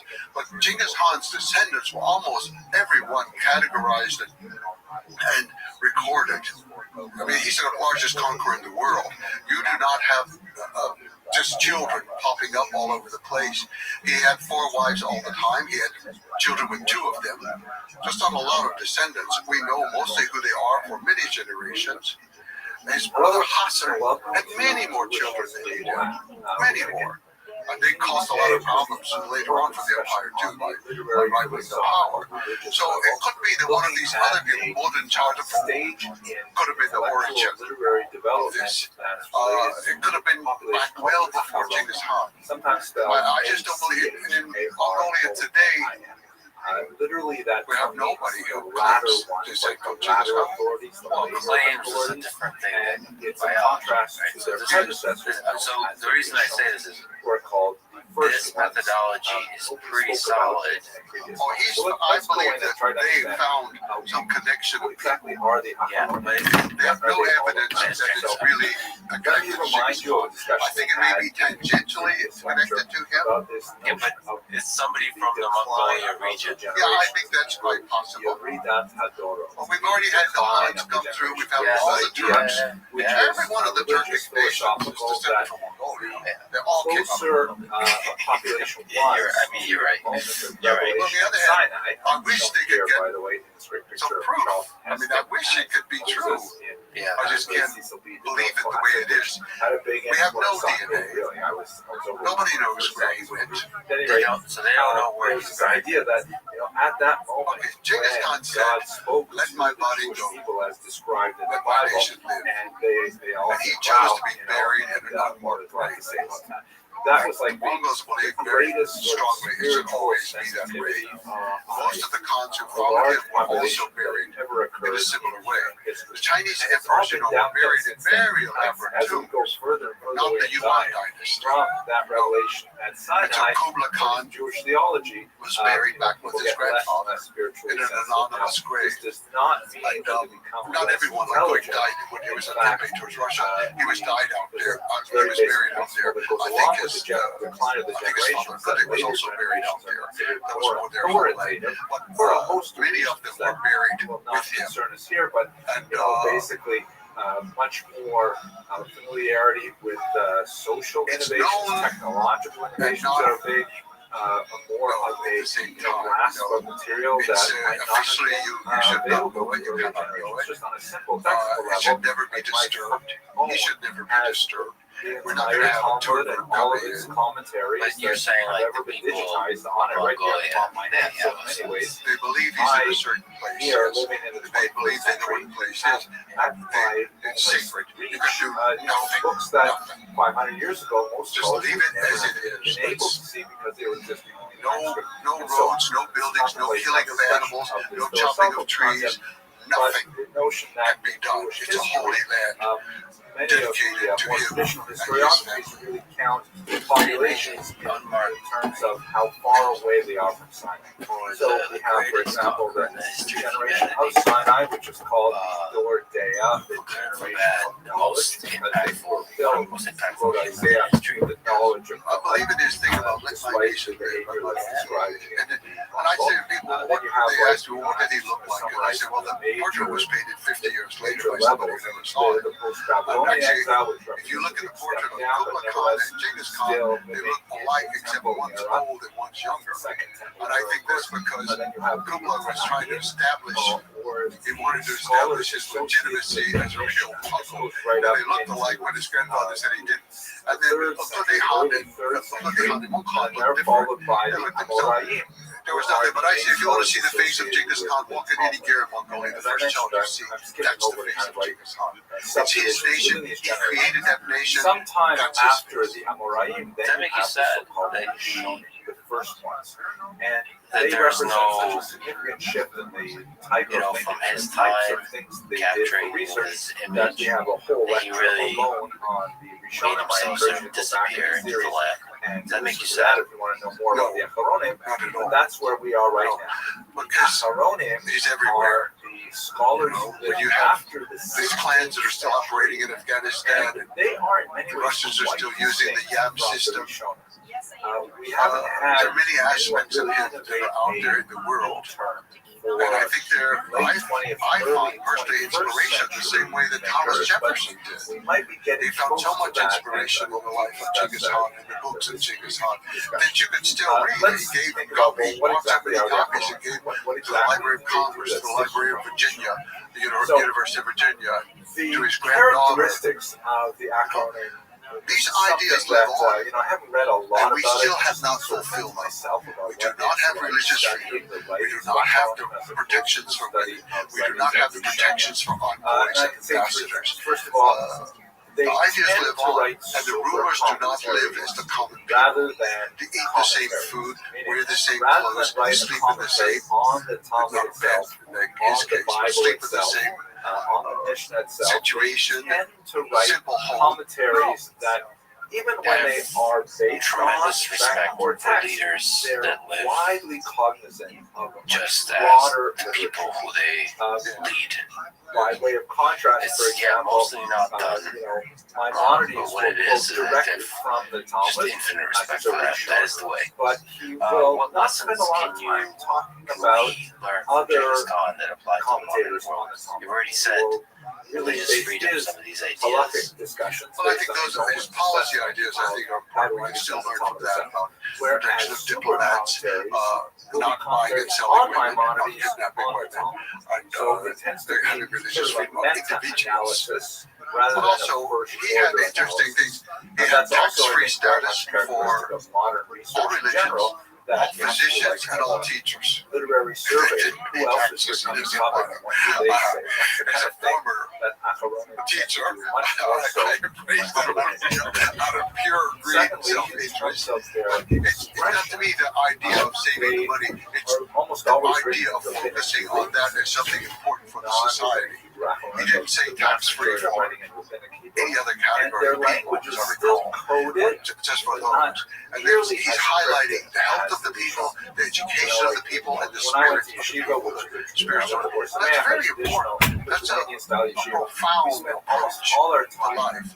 learning how to So decode these are policies, I'm not advocating so much of policies, but I think some of the general principles of and then when we got to Acharonim, it was so fast. admit your mistake to So yourself, much more text, correct it, and covering go so on much more with your mileage. life. The language was just kind of like a breath of All of us fresh air. say it's We've shown important, him but we every don't do it single for the syllable, most part. every single We don't little learn from our dot and failures tittle in the as much text as we think. so much. The other You have to idea pause of and have to promoting contemplate people what on it ability, means and what are the possible I think ambiguities. that's certainly an Whereas idea the writings of the that Acharonim is very valuable, not in a simple way of meritocracy that we've done it with. Oh, if you pass the exam with this score, you get this or that.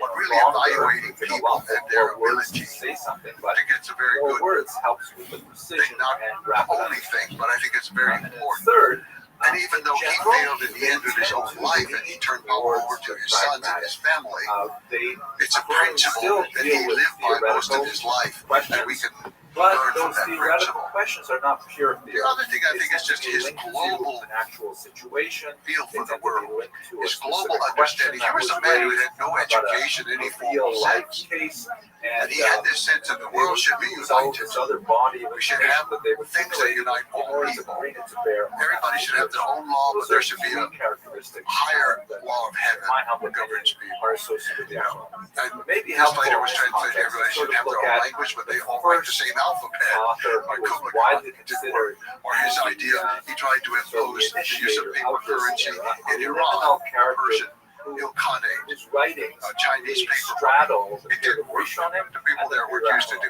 So there, This is, but of all course, this none other than international Rabbi spirit Rothschild, of their Caro, empire. the author I of the think Shulchan that Aruch, we need has this today, book we subtitled, talk about, oh, globalization, we're all connected, it's Who just was this incredible. individual? And He was a fantastic we're more scholar, provincial than ever. remarkable We're just so legal scholar, provincial, also a and Kabbalist. sometimes we use all this technology to help And preserve our he is the author provincialism. of the And most we can't widely think in global used terms. code We of can't law, think about the the world. Shulchan It's just Aruch amazing to me. set table.